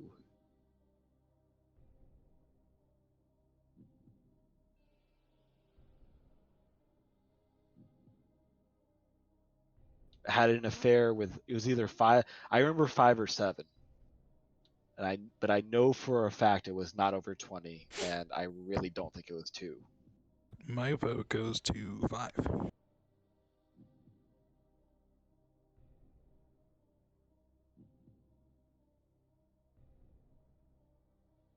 Got a vote for 5. I also believe 5. 5 is your final answer. I believe so. They selected 5 sisters. He did 5 sisters. They got it right. Woo! She fanned herself off. Believe me, not the first question I wanted to go with, but I just wanted to get out of the way. Question. Anyway, Out of character question. Uh-huh. Is there like stop lines like in the original game where even if we fail, we still get X amount of money? Or is it just all or nothing? this is all or nothing. Okay. Because it's only 10 questions. All right.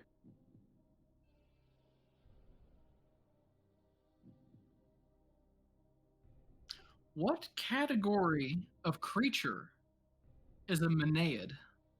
A. Fiends. B. Elementals. C. Humanoids. D. Fae.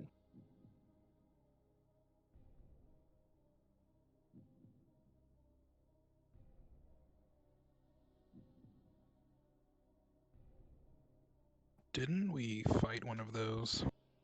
I think so. I don't remember what a Maenad is. God damn it.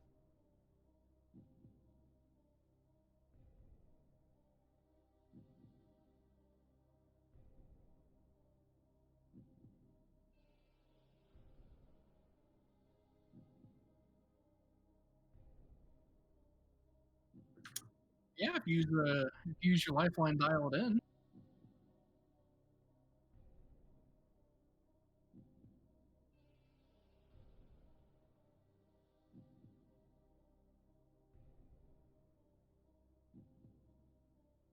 Can you repeat the category or the options?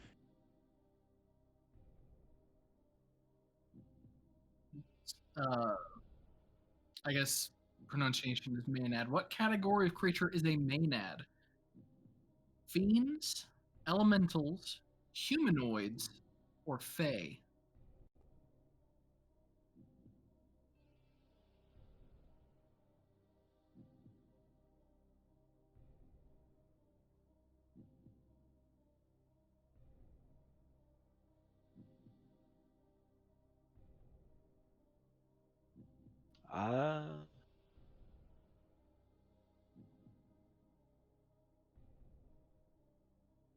I will say that you guys have faced one before.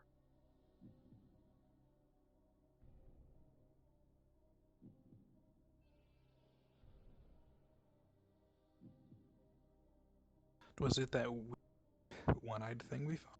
But you went up against?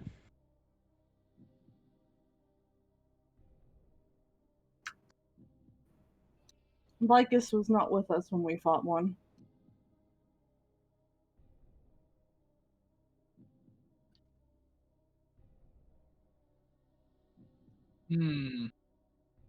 I'm thinking humanoid.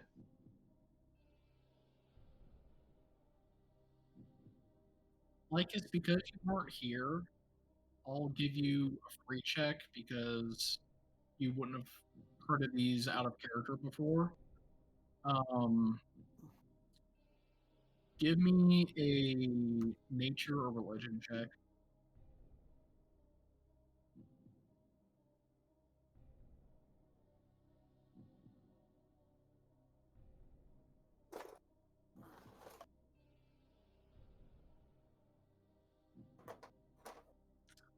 You know that these are creatures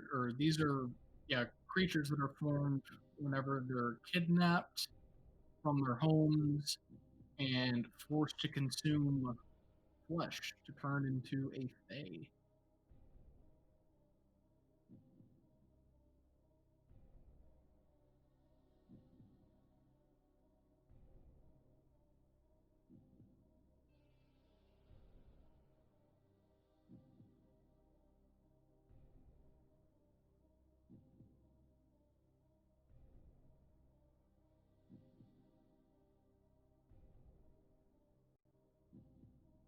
I'm going with that then.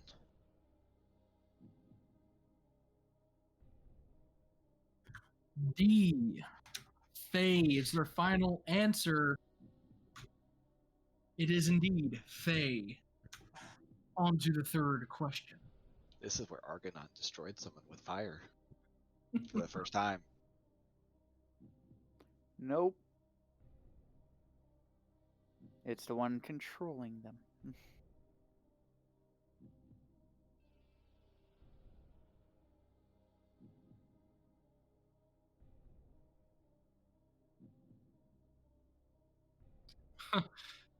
Which of the following is not a trait of Thylean satyrs? Enchanting music, resistance to some magic, amazing jumping, or an echoic memory for music?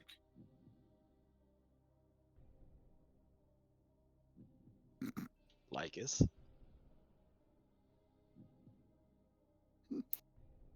He pulled out his character sheet mid game.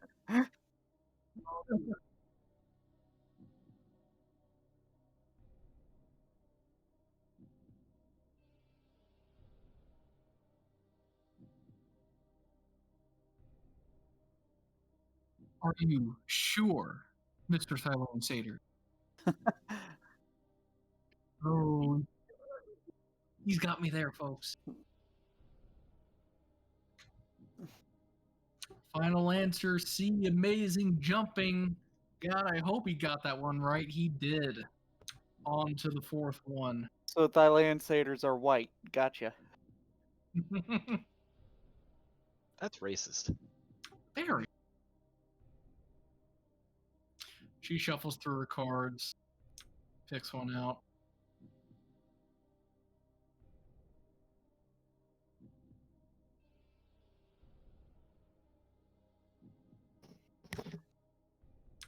How old is Valis, goddess of wisdom? Valis is actually watching this, and her nose just kind of wrinkles at this question. A, over 1,000 years old. B, timeless. She transcends time and its passage. C, older than Kyra. Or D, all of the above.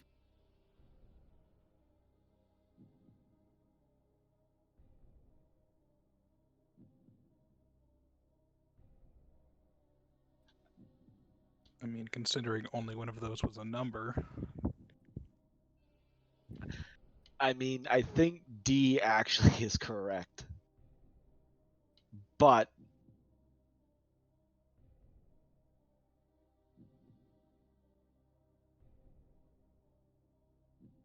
yeah, it's the problem is this is a rigged question. Stop the count. This is a very rigged and not quite correct question because there's no truly correct answer.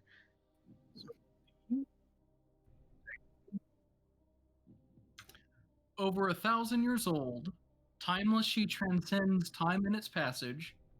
Older than Kyra, or all of the above.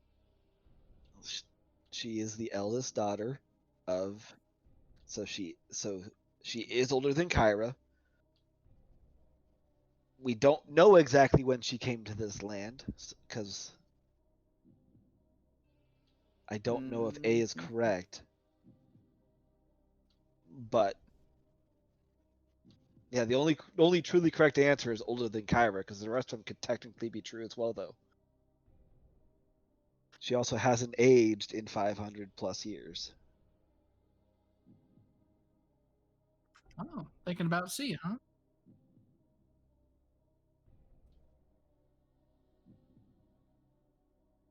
Kind of want to use the phone a friend and call Valis herself, but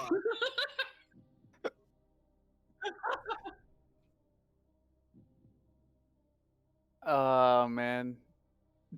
How old are you? Hey, Argonaut, can you make this phone call for us? or can't we just ask her to come down and answer this question? You could use the sending stone.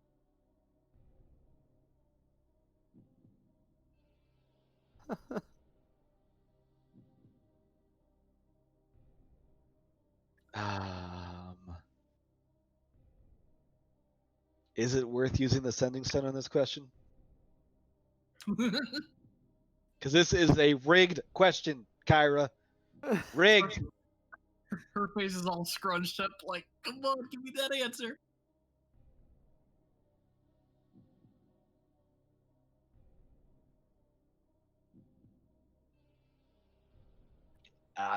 I believe using the sending stone is the correct answer here.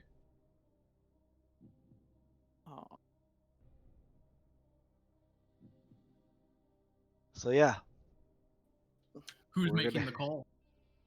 Well, isn't she technically in the arena with us? She is high up, like in the balcony seats, watching from above.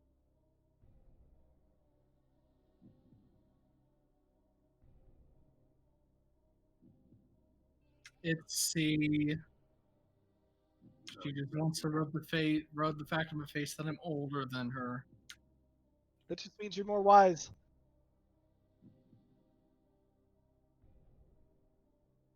Like,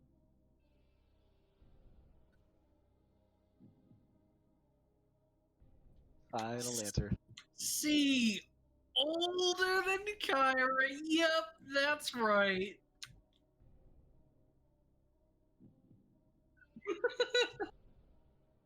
Kyra, we're peace gonna have treaty was- words tonight. The peace treaty was 500 years ago when the god sprang forth. So, question 4.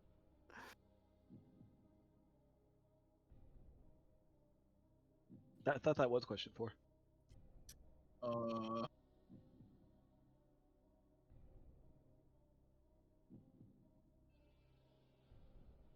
oh,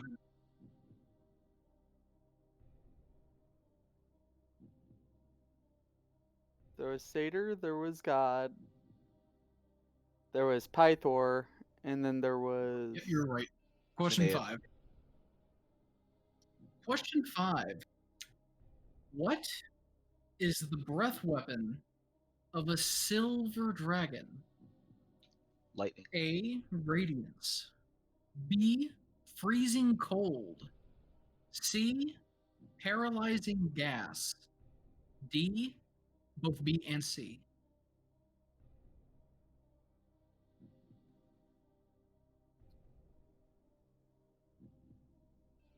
Hmm. How old of a dragon? Doesn't matter.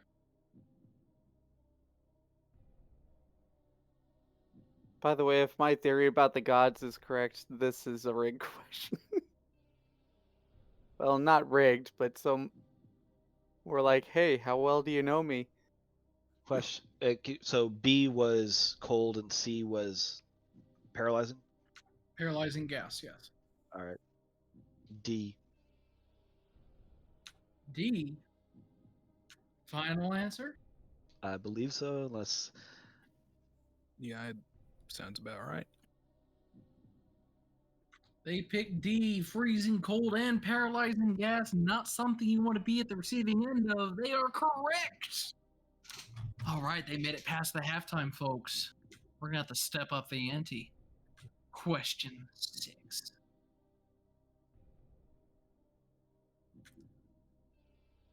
Who founded the city of Mytros? Was it A. Telemach Arklander, B. Esther Arklander, C. The goddess Mytros, D. Both A and B?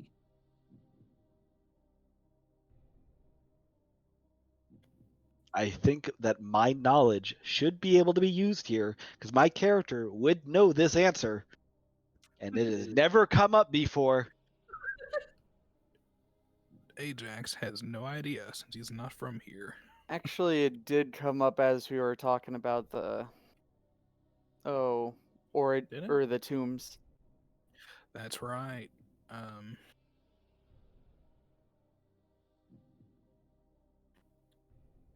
Wasn't it Telemach?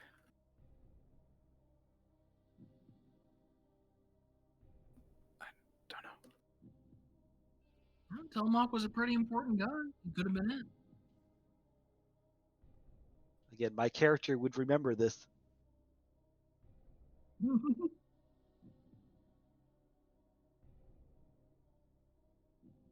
Lycus, do you remember?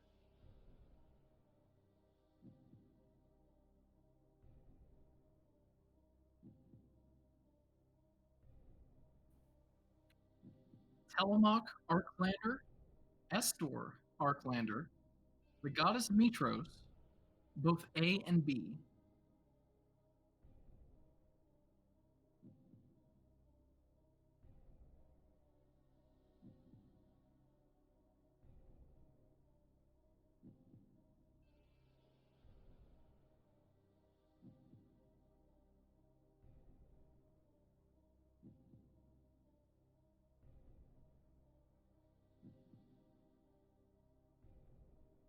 You got one of you who thinks it's A.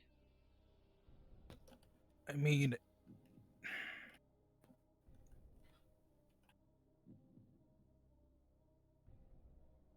Got 2 other lifelines too.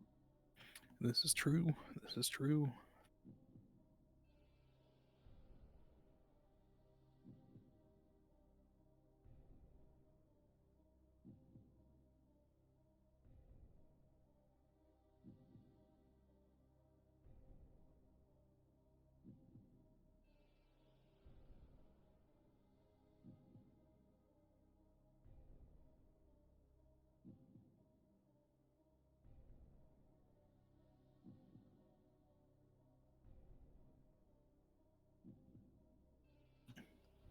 And I'm fine with going with A.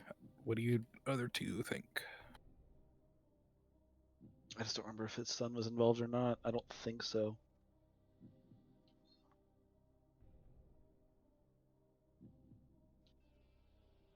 I'm okay with it as well. She looks to Lycus. Is that gonna be final answer?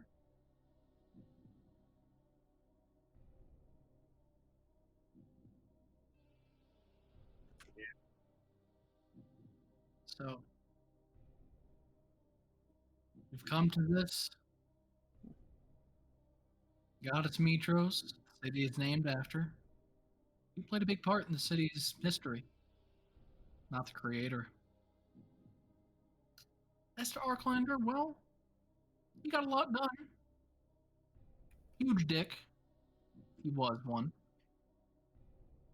Did some great things. His grandfather, the first Dragonlord, did a lot of great things. He even has a whole necropolis named after him. It's true, this city was built by an Arklander. That Arklander being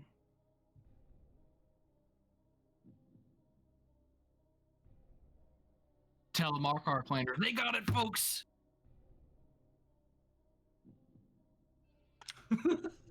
Again, one of those things where I myself don't know, but my character should, and I should be able to use my character's information without having to use a lifeline to do so. The rules as written. Otherwise, you'd probably get all of them. Alright, so this is question 7.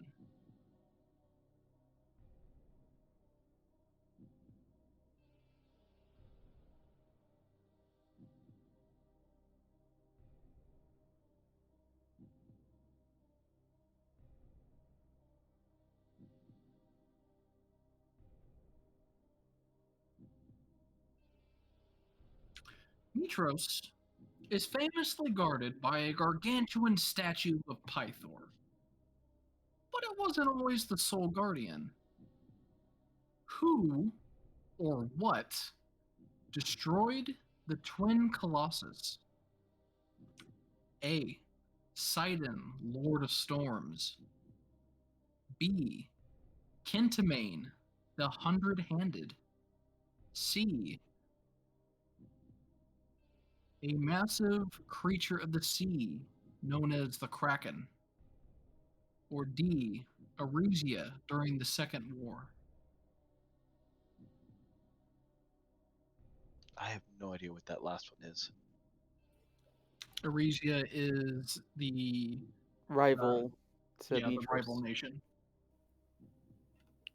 Oh, gotcha. My gut reaction is Kraken. Sent by Sidon, though. I don't know that this one has actually been covered in our campaign. The question was, what destroyed the Colossus? As in, what did the destroying?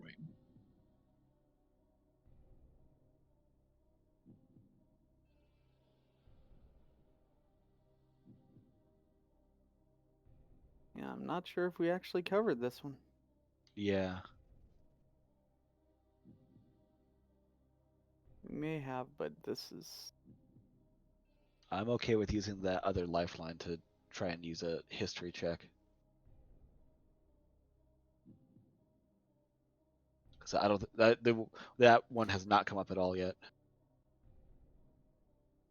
May have, but I don't remember it. Gonna use dial it in? Yeah. Okay. One of you guys go ahead and make a history check. With advantage or no?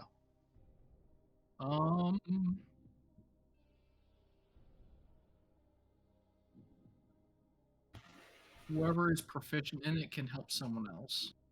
I've got a +4. I got a +8. Well, then you should probably do it. Yeah, I'm going to be doing the roll. I just wanted to, if I get an advantage or not. Doesn't sound like it. Okay. You know for a fact that the Colossus of Pythor's twin was in fact destroyed by the creature known as the Kraken. All right. That one. Kraken, your final answer? Yes. Well, looks like the Chosen are ready to get Kraken because they got that one right. Woo! Next round. We're 8.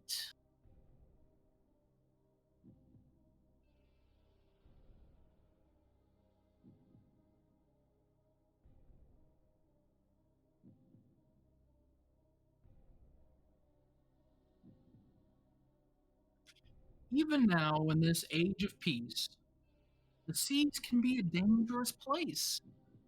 Which of the following is not a hazard faced by modern sailors? A. The Kraken. B. The world is flat. You could sail off of it. C. Sidon moves the island around sometimes. D. Kentamane will smash your ship. Anyone else believe? Just want to make sure that no one else has another answer because I almost positive it's B. The world is not flat. I don't know. It's a weird concept that people keep on trying to push.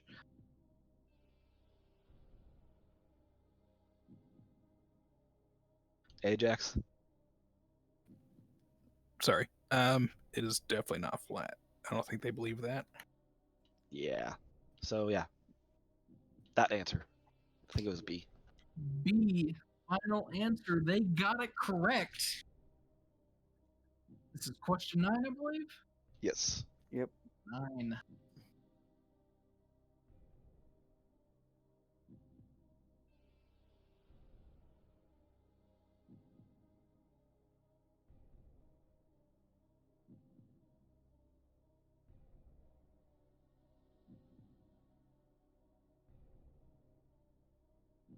What is the origin of Thylean horses?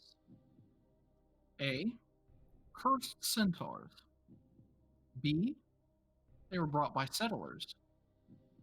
C. Evolution of the goat. Or D. None of the above.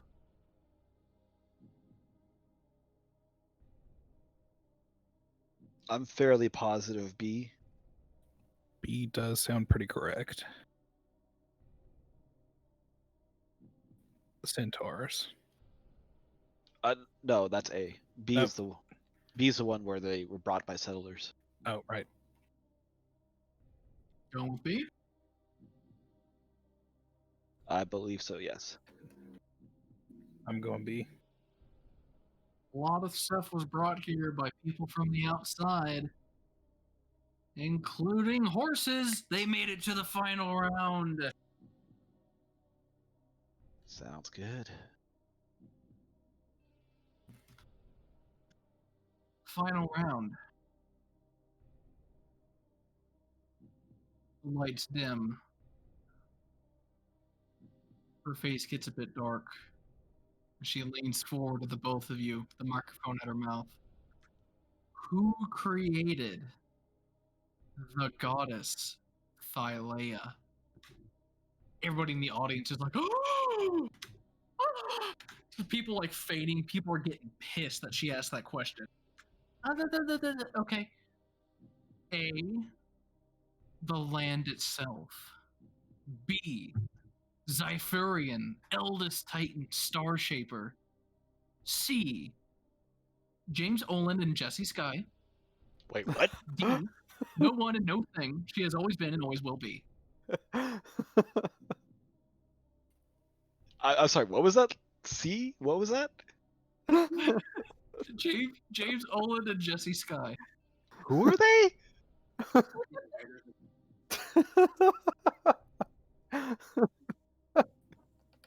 I mean, That's technically, had to ask that question. I mean, technically that is correct. C is technically correct, but this is not the correct answer here. I think pay.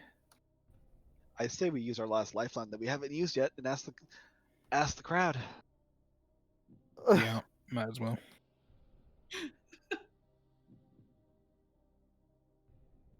Ask the crowd.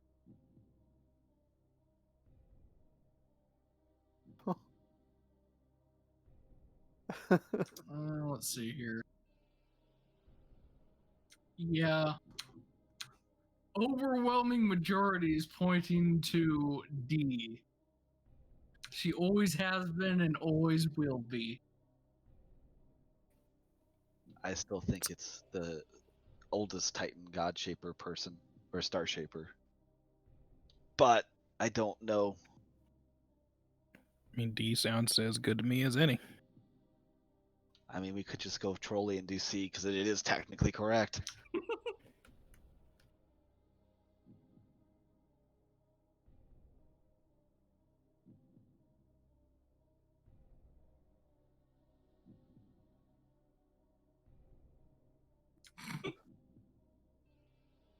Okay, Deadpool. We're gonna go with C. See, final answer.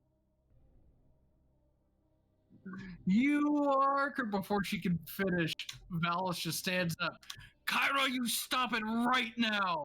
Like her voice is like screeching to the point where like windows are cracking and shattering. Kyra just looks like, did I do that? Kind of thing. Oh, wait. I have a bonus question for you. You get paid. We pay us first, and then we'll answer your bonus question. No. I want to see how smart you are. Assuming a basic intact specimen for the species, how many arms and eyes do 13 Gigans, 2 octopi, and 4 5-headed hydras have altogether? Jesus Christ. Can you write that down and give me about 5 minutes to calculate this out? Sure. What the fuck is a Gigan again? That's the thing we faced in the battle with the chick I set on fire. Frick. Oh yeah, that has 1 eye, 2 arms, 2 legs. The Gigans are No. figures with 1 eye and 6 arms. Yeah. What was that? 1 eye and 6 arms for Gigan. Okay. So Yep. you want to know what was the exact question? How many arms and eyes do those creatures have altogether? Arms and eyes. Okay. Yep. Are they separate or together? These are just altogether, no mutations or anything. What I mean by that is, do you want each, like, how many arms and how many eyes, or both those numbers combined? Separate. Arms and eyes. Oh my word. Why is this being asked? So I'm just writing out my math while I do this. So just ignore it.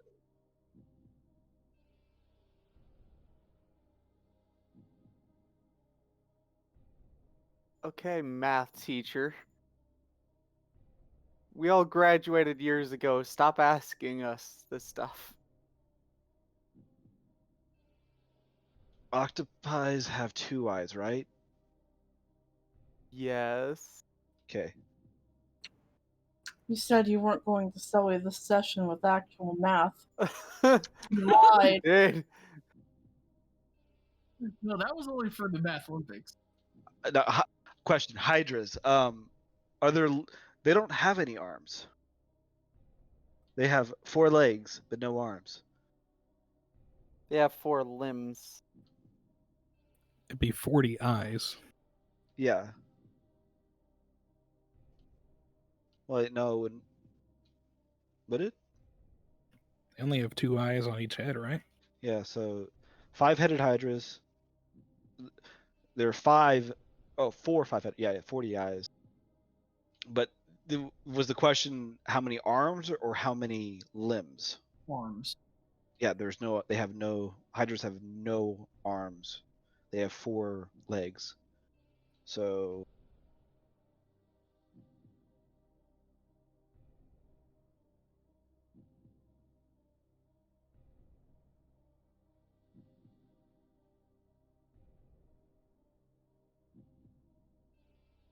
Yeah. 94 arms, 57 eyes total. Well, aren't you a smart one? Congratulations, you've beaten Who Wants to Be a Drachmanaire. Let me get you your prize. People are still pretty upset about the Thylea question, not gonna lie. But confetti's still raining down. Kyra goes over. Let's see here.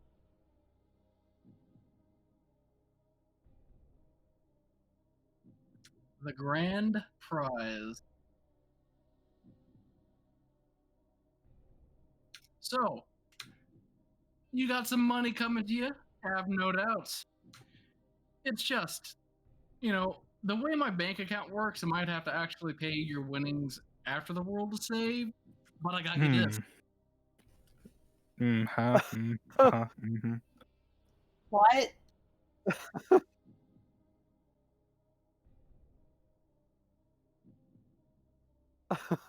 You see, Kyra, the problem is you've already sworn an oath to us to provide all of that to us, so none of that actually fucking matters. You owe us some money right now. What? I just stand up and like peering Look down at- at her, like full on screaming at her in her face about this.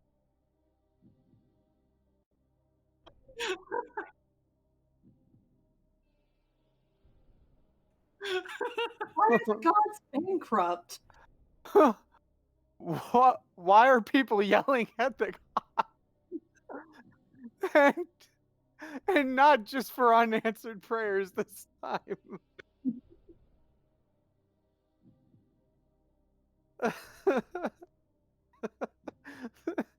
This has been the most fustercluck of a freaking game show. Legitimately mad I didn't muscle my way on.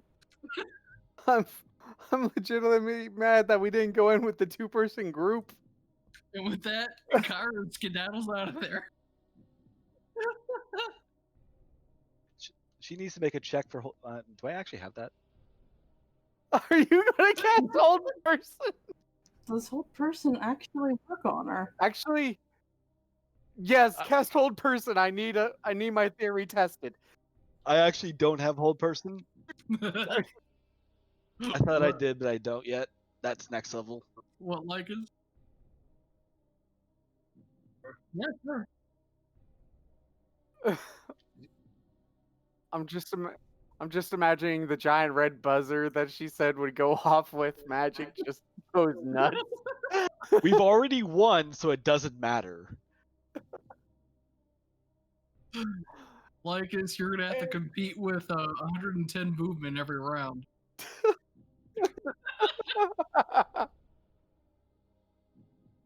Come on, Lycus, we can talk about this later, man.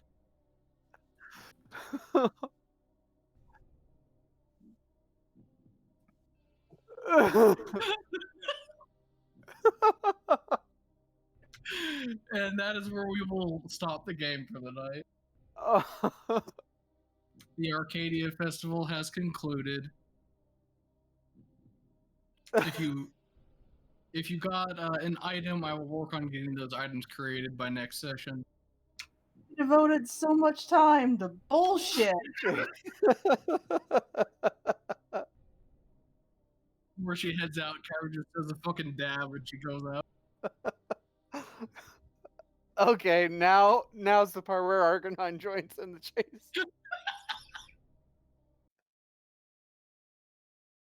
So, about that 110 movement speed, the range on Eldritch Blast is 120. Keep up with me, old man.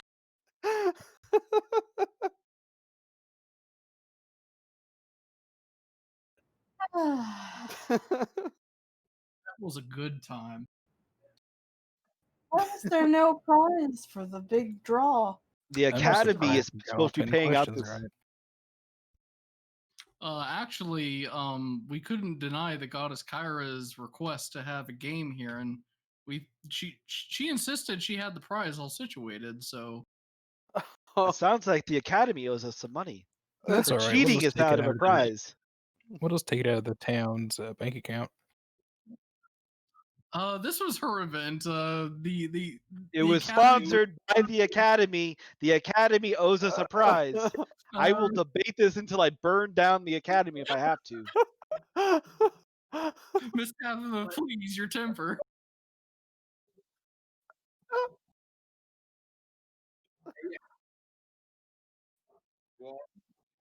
Well, actually, no, because we had an abiding contact with the goddess Kyra.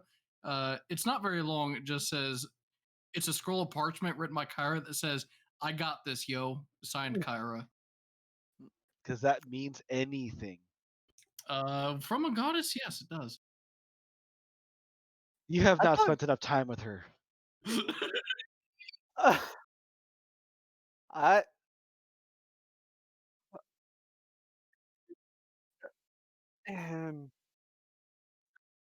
man, I thought the debate challenge was over.